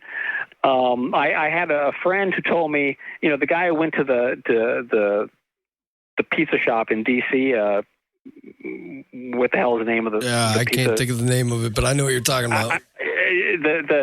The guy goes there and he decides to shoot up to save the children who are in the basement. He goes in, he shoots up the floor shooting into the supposed basement that's not there anyway. But he's going to shoot into the floor. I don't know how that saves the children, but that's what he decided to do.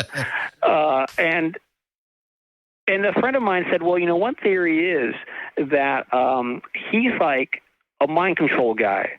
He's like a mind control victim who was controlled to go there and shoot up the place, because one of the things that he destroyed when he shot up the place was the computers. And on the computers was all like the damning evidence. So in other words, they're saying that he was sent there as like a Manchurian candidate to destroy the evidence that's on those computers so that the guy who owns the pizza shop won't be convicted of all this illegal stuff, that information they has on the computer. And I thought, this is amazing because, of course, as I just said, yes, there were MK Ultra mind control experiments going on. There's still that kind of experiments going on on people like my friend. But when Jeffrey Epstein was being investigated for his crimes in Florida, he had a bunch of evidence on his computers. And you know what he did? He threw the computers away. He got a tip from someone who worked in the Florida Police Department. Yeah, they're going to come and confiscate your computers. So what did he do? He got rid of them. He just destroyed them. He didn't mind control someone to drive hundreds of miles to come and shoot up the computers. He just got rid of them. Right. Sometimes you can take something and make it so convoluted that it no longer makes any sense. And I think that Pizzagate is a perfect example of that, where, you got this mid-range pizza joint in Washington, D.C. that becomes like Mordor in Lord of the Rings. It's like it's the source of all evil. And I have a feeling that the guys who blew up the Georgia Guidestones the other day, when they're found, you're going to find a lot of MAGA hats and QAnon posters in the back seat. And I'm sure that what they were thinking was, we're going to blow up the Georgia Guidestones, and then like at the end of They Live, when Roddy Piper destroys the antenna, suddenly the Matrix is going to blur, and we're going to be able to see who the reptilians are and who aren't. Yep. And of course, they destroyed the Georgia Guidestones, and that didn't happen. The reptilians are still safely hidden. And by the way, it's really ironic because there's a great documentary that was done a few years ago by a guy who calls himself Dr. Future. And it's a whole documentary about the Georgia Guidestones and who actually really built them. And the guy who actually built them was like this white supremacist. Oh, wow. And it's fascinating. Like if you watch the documentary, in fact, the podcast Conspiranormal, Adam Sane, he just did an episode where he interviewed the guy who was involved in this. It's called, I think, Dark Skies Over Edmonton, I think is the title of the documentary.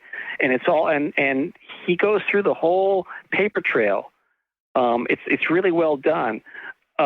Of who actually built the Georgia Guidestones. And it turns out it was these white supremacists. Wow. And so I suspect that the people who blew up the Georgia Guidestones actually have more in common with the people who built them than they would ever know.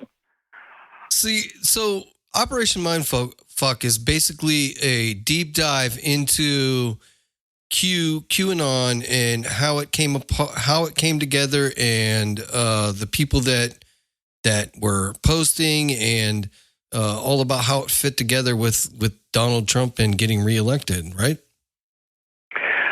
With attempts to get Donald Trump reelected. Right. I wonder at times if that was really the main point of the whole thing. I wonder how important Donald Trump is in this whole game. Now, obviously, they would have preferred that Trump be reelected. But I wonder if the main point of the whole thing isn't to kick off a civil war by this group of really extreme right-wing nut jobs. Not unlike the speech that Lita Johnson gave Damien in San Diego, sitting there at the bagel shop, saying, "Oh, this used to be this was a military town. It used to be a clean town. It used to be nothing but white people here, and now." And the whole thing was kind of like an encoded speech that she gave Damien, getting rid of the people that we don't need here, and so I wonder how much of her attitude is not like a microcosm of a larger attitude, and it makes me think of listening to these QAnon podcasts, like right before January 6th. One of the ones I was listening to a lot that I go into in the book is this show called the Blessed to Teach channel, hosted by Rick Renee, who's this like far right evangelical guy who lives in Texas, and he would have his friend Gene on, his anonymous friend Gene, and Gene, who supposedly had all these like military contacts, would come on and talk about everything that was going to happen, and make all these predictions, none of which came true. And then when it came to the day when the thing was supposed to happen, they would just pretend like they just wouldn't mention it. And they would just go on to the next thing. And so that was Operation Mindfuck documents every single one of those. Every time that Gene would come on and make his prediction, I would write that down. And then when the day would come, I would say, okay, it didn't happen. About 3 days before January 6th, he appears on Rick's show, and he's saying a lot of the same stuff that other QTubers were saying, like Kirsten Weldon, who by the way is dead now. Kirsten Weldon was, anti-vaccine, and COVID doesn't exist. And then on January 6th of 2022, she died of COVID in the hospital. But she and this guy Gene, they go on the air before January 6th and say, okay, on January 6th, if you see tanks coming down the street and you see the military coming down the street, don't go for your guns. They're your friends. So if Trump declares martial law, don't do anything. Stand down. And this is, he's actually saying this on the Blessed to Teach show on January 3rd or 4th. If you can look in the book and see, I quote it exactly.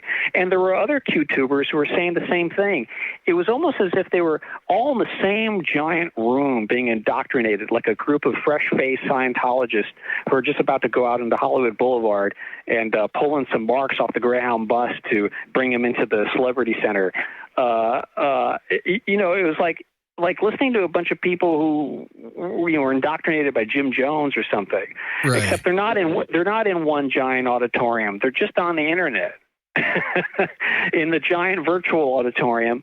And it's fascinating to me that a lot of these people, like Kirsten Weldon, Gene, they would claim to have these spies, insiders who are contacting them and telling them this information. And I thought, at first I thought, is Gene just making this stuff up? Are these people just phantasmagorically making up stuff about Hillary Clinton's clone and about the adrenochrome and the Illuminati underground and all that? Are they just dreaming this stuff up?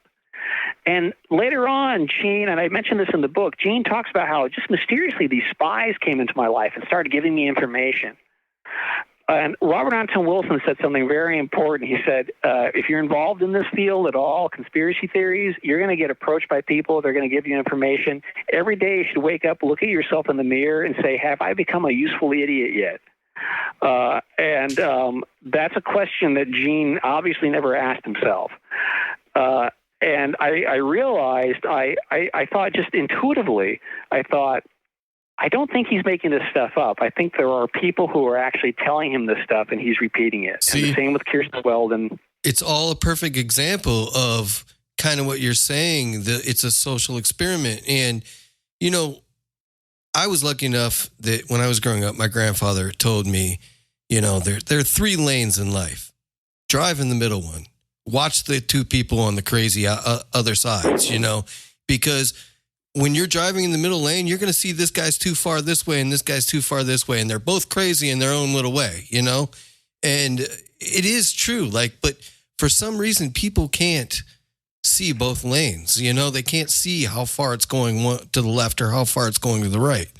And it blows my mind how easy people are drug into something like that. Even like cults, right? Actual cults. It blows my mind that people are... They believe so much into something that could be so outlandishly crazy, and I believe in crazy stuff. I just am not going to let anybody drag me into, being the cult of the alien whatever, you know what I mean? Like, oh yeah, well, I mean, you could take, you know, the extreme right wing and then compare it to the extreme left wing, and I find them to be indistinguishable these days. Yeah, for sure. And I could easily write a book called Operation Mindfuck, change the subtitle, and it could be about the far left. Yep. Because there are similar social experiments. You know, when I talk about like taking someone's deeply held belief and flipping it, I could show you examples of that on the left as well, particularly since 2016. And in terms of you know who was influencing these people, I was just sitting there, just intuitively thinking to myself, speculating. It seems to me like Gene and these people were being told by specific people, either someone calling them on the phone, contacting them via email, or maybe face to face, and for some reason they were believing what they were being told. And then later on, I happened to hear an interview with the woman who started Radix Verum. That's her name. She started Patriot Soapbox in 2018, and that was a major proponent of QAnon early on. And in this interview, she talked about how she was approached by Jerome Corsi of WorldNet Daily, infamous right-wing figure who was the one who started the whole birther thing with Obama. She said that he started inserting himself into the whole Q movement right early on. He started making posts on the subreddit, the QAnon subreddit, and then he was sharing his decodes of Q's posts. And then he introduces himself to Patriot Soapbox and says, yeah, I want to start, like he starts collaborating with them. And these people are like impressed. Wow, Jerome Corsi, the guy from InfoWars, the guy from WorldNet Daily, he's communicating with us. And she said how he would make these predictions. He told them at one point that he actually met with them for lunch, and on his phone he showed them a picture, said, this guy's going to be the next Israeli ambassador. And she said, and it was true, like a couple of weeks later, that turned out to be the case. So after that, she was believing everything he said. And then she said, but then she started to catch him in like just blatant lies, where he was saying that Julian Assange like was in Switzerland and he wasn't at the embassy anymore, and that turned out not to be true, and a bunch of other stuff. And she realized later on that he was using them and using their naivete to promote his agenda, and that she said she felt like he had been sent in to amplify Q, or to somehow hijack it. Either way, and I thought, and when I heard that interview with her, I thought that's fascinating, because that's basically what I had speculated, but just not in any specific way. I could just tell by what Kirsten Weldon was saying and Gene and all these other people. It seemed as if they were actually quoting people who they genuinely believed were insiders, and that they were privileged enough to be approached by these people. And then they were encouraged, just like what Michael Aquino says in Mind War. They created a rapport, and then they probably weren't told to go on the air and go repeat all this stuff. They think they're coming to this conclusion entirely on their own, and so they create their YouTube channel, or they go on the Blessed Defeat show and they repeat all this stuff, and all that slowly, piece by piece, builds up to January 6th. Wow, that's super interesting, man. That's super interesting for sure. So what about this new book that you're working on? What's that about again? Hollywood Haunts the World? Yeah. That's it's pretty much done. I have to do just some slight fine tuning. It basically covers the cinema for 100 years, from 1921 to 2021. Though it goes backwards. We begin in 2021 and work back to 1921. And it's exploring, it's the subtitle is an investigation into the cinema of occulted taboos. And so it's all about the way that culture deals with taboos in a sort of fictional format, and in this case, particularly in the medium of film. So I explore different taboo subjects and how they're dealt with over the period of decades in the form of cinema, so that you present it to people, you present this taboo topic to people in a kind of disguised form as a film, and people slowly are able to deal with it. So I have a whole chapter on the JFK assassination as seen through film. And I analyze The Man from Planet X, which was the very first invasion from space film, which Phil Corso cites as being one of the early films that supposedly he and his team influenced from behind the scenes. It came out in 1952, a week before The Thing. I have a whole chapter on what I call Darwinian horror films, Darwinian evolution, being this taboo topic that couldn't even be taught in schools in the 1920s, and yet you see the subject appear in metaphor in horror films by like Lon Chaney Sr., and then moving forward into the 30s, all the way from the 50s into the 60s, and you'll see how this taboo subject will be dealt with in metaphor, in science fiction, horror, fantasy, and then eventually it'll get to the point where it's just dealt with nakedly, like almost in documentary form, like JFK. Right, you have the JFK assassination dealt with in encoded form in films like The Parallax View, starring Warren Beatty, and then, or The Manchurian Candidate, right? And then slowly, eventually, Oliver Stone does JFK, which just nakedly deals with the topic of the JFK assassination being a conspiracy. There's no need to encode it or disguise it anymore in terms of science fiction or metaphor.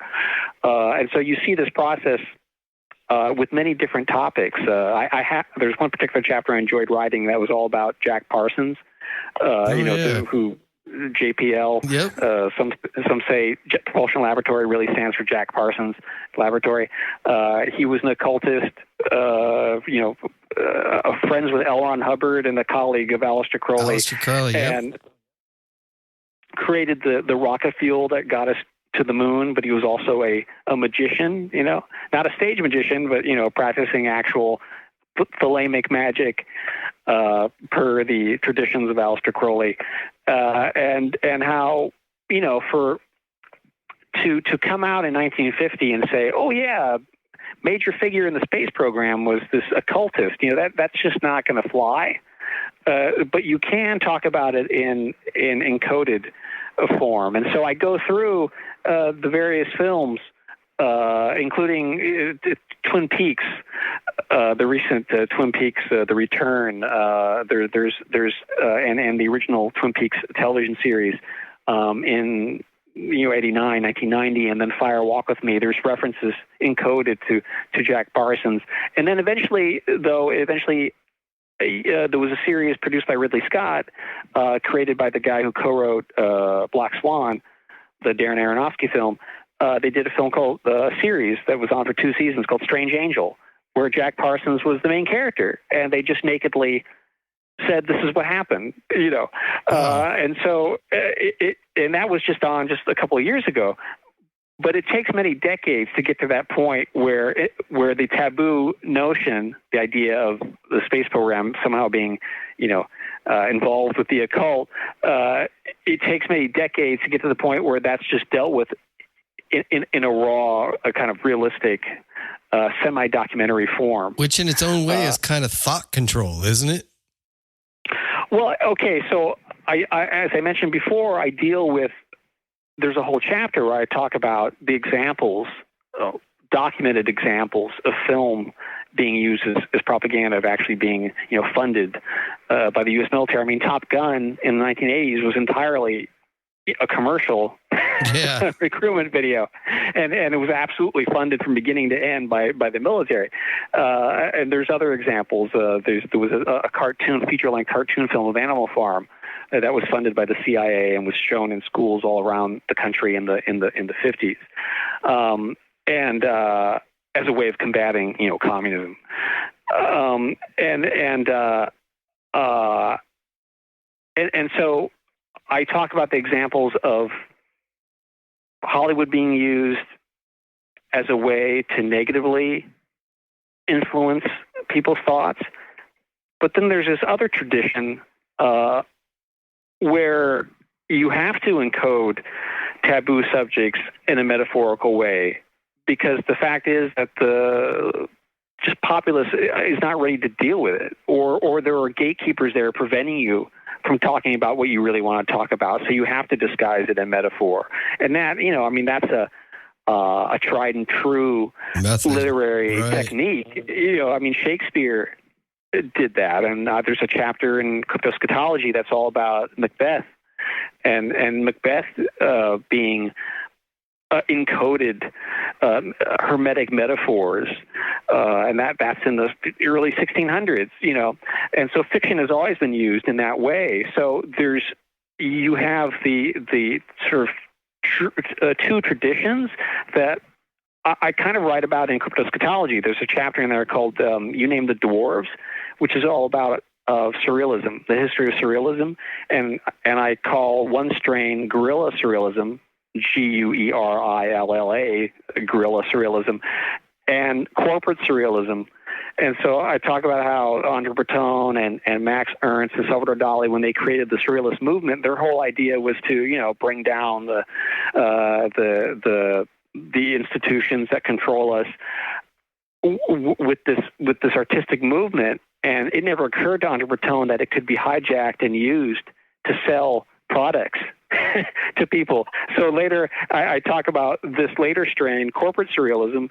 Andre Breton was horrified later in his life to discover that Madison Avenue had appropriated many of his surrealist techniques to sell products to people.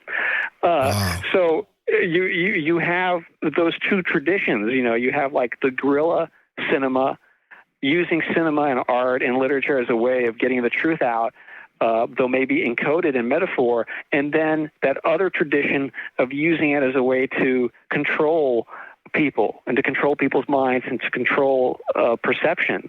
So you always have those two vying traditions going on, and sometimes it's hard for people to figure out which is which. I'll tell you, I always found it funny that television, when you change the station, it's called a channel. And what you're watching is called programming. I from a very young age, I was like, that's weird that they call it that. I think the first person I heard, Jordan Maxwell, who recently died. Jordan Maxwell was a conspiracy theorist who he would analyze, various hermetic symbolism in popular culture. And I heard him make that same point many years ago. I met him in person at a UFO conference in Mesquite, Nevada. And I heard him make that point, that very same point, Wow. the sort of the hidden meanings in linguistics, I suppose you could say. It's kind of, what Lauren Coleman calls Twilight language. Yeah. Yeah. Yeah, it's crazy, man. It always blew me away. I don't know why. I just thought I've always thought that those two things were really weird, man. And, I don't watch much TV, so I watch certain shows, but not too many. I'm a reader. I like to read, so. Well, sure. That's another thing I would say about QAnon. And I heard Jonathan Venkin say this during an interview just recently. Jonathan Venkin, who wrote The 50 Greatest Conspiracies back in the early 90s. He also wrote a book called Conspiracies, Cover-Ups, and Crimes. And Venkin, during this interview, which was very recent, like maybe within a year ago, he said that he actually felt some amount of guilt for promoting conspiracy theories early on in the early 90s. As if he was maybe in a small, tiny way somehow responsible for the promulgation of conspiracy theories that eventually leads to like January 6th and to QAnon. And I've heard other people say that. I've actually had private conversations with other people who were involved in the early like DIY, like conspiracy zines in the 80s and 90s, express that same opinion, that they felt a little guilty. And I think that's totally unnecessary, because just like Andre Breton not being able to predict that surrealism could be hijacked by Madison Avenue to sell products, there's no way that you could predict that it could be hijacked in that way. But what Jonathan Bacon said was that that QAnon was never really a conspiracy theory, because the word theory implies some amount of research. You know, I mean, even if you disagree with Jim Garrison's views on the JFK assassination and you think Lee Harvey Oswald shot JFK entirely on his own, there's no denying that Jim Garrison did hours and hours, hundreds of hours of research into the JFK assassination in order to write his book on the trail of the assassins. You know, a lot of thought was put into it. Even if you think he came to the wrong conclusion, he had to do a lot of research to come to those conclusions. Sure. But it requires reading, like you said, reading books, not just looking at a screen. QAnon, there's no research involved in it. Usually, it's just. In fact, there's been QAnon books that have been published where it's just a transcript of a YouTube video. You look in the back, it says reference. It's a link to the YouTube video. Wow. Well, you know, that's another thing. We've been conditioned to look at those screens, man. Absolutely, yeah, and no attention span. That's why I say, you know, I think it's true. QAnon, it was never a conspiracy theory. It's really, I would say, it better to call it conspiracy fiction, or maybe conspiracy programming, or conspiracy conditioning, as opposed to conspiracy theory, because there's no theory behind it. A theory requires research. It requires reading. It requires actually citing sources, not just like what some guy, anonymous guy, said on a website because he claims he has insider knowledge. Yeah, you got a point there. That's for sure. You do have a very valid point. Well, Robert, we're working on 2.5 hours, man. Yes. That's a long time. Excellent. That is excellent, and I love it. But I'm gonna wrap it up. I would love to have you back on, but I'll talk to you again whenever I stop the recording. But hey, Robert, I appreciate you coming on the show, man. I really appreciate you taking time. We really beat the buzzer tonight, didn't we? Let me leave you with a quote from Robert Anton Wilson. Okay. He said, quote, "When you define the power elite as somebody else, I regard that as a loser script. I define the power elite as myself and my friends, and that's a winner script.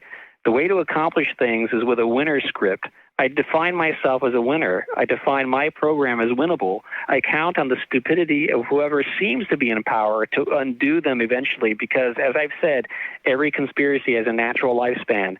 Every conspiracy collapses by double crosses from within or by superior cleverness by rival conspiracies. Stupidity has a definite evolutionary function. I'm all for abolishing stupidity, but before it goes, while there's still a lot of it around, we should pay tribute to it." Unquote. Excellent. That is awesome. That is one awesome quote, man. Well, hey, man, where can everybody find your books, find your website, get in touch with you if they want to? Where can they do that at? Well, Chameleo and Operation Mindfuck, they're available on Amazon. If you don't want to give money to an evil corporation, then you can go to Or Books, the publisher, and you can order from them, ORBOOKS.com. My other books that I've mentioned, Cryptoschatology, Spies and Saucers, all my books are on Amazon. So you can find them there. And if you want to send me a message, you can email me through my website, which is cryptoschatology.com. Cryptoschatology, that's the title of my first book. It's a word I made up. Crypto is Latin for secret. Scatology means the study of shit. So I put it together. It means the study of secret shit. I love it. Well, Robert, I appreciate you coming on, man. And thank you for taking all this time to talk with me and my audience. And you're greatly appreciated, man. I thank you for having me on. It was fun. I would love to come back on anytime. Let's do it, man. I appreciate you.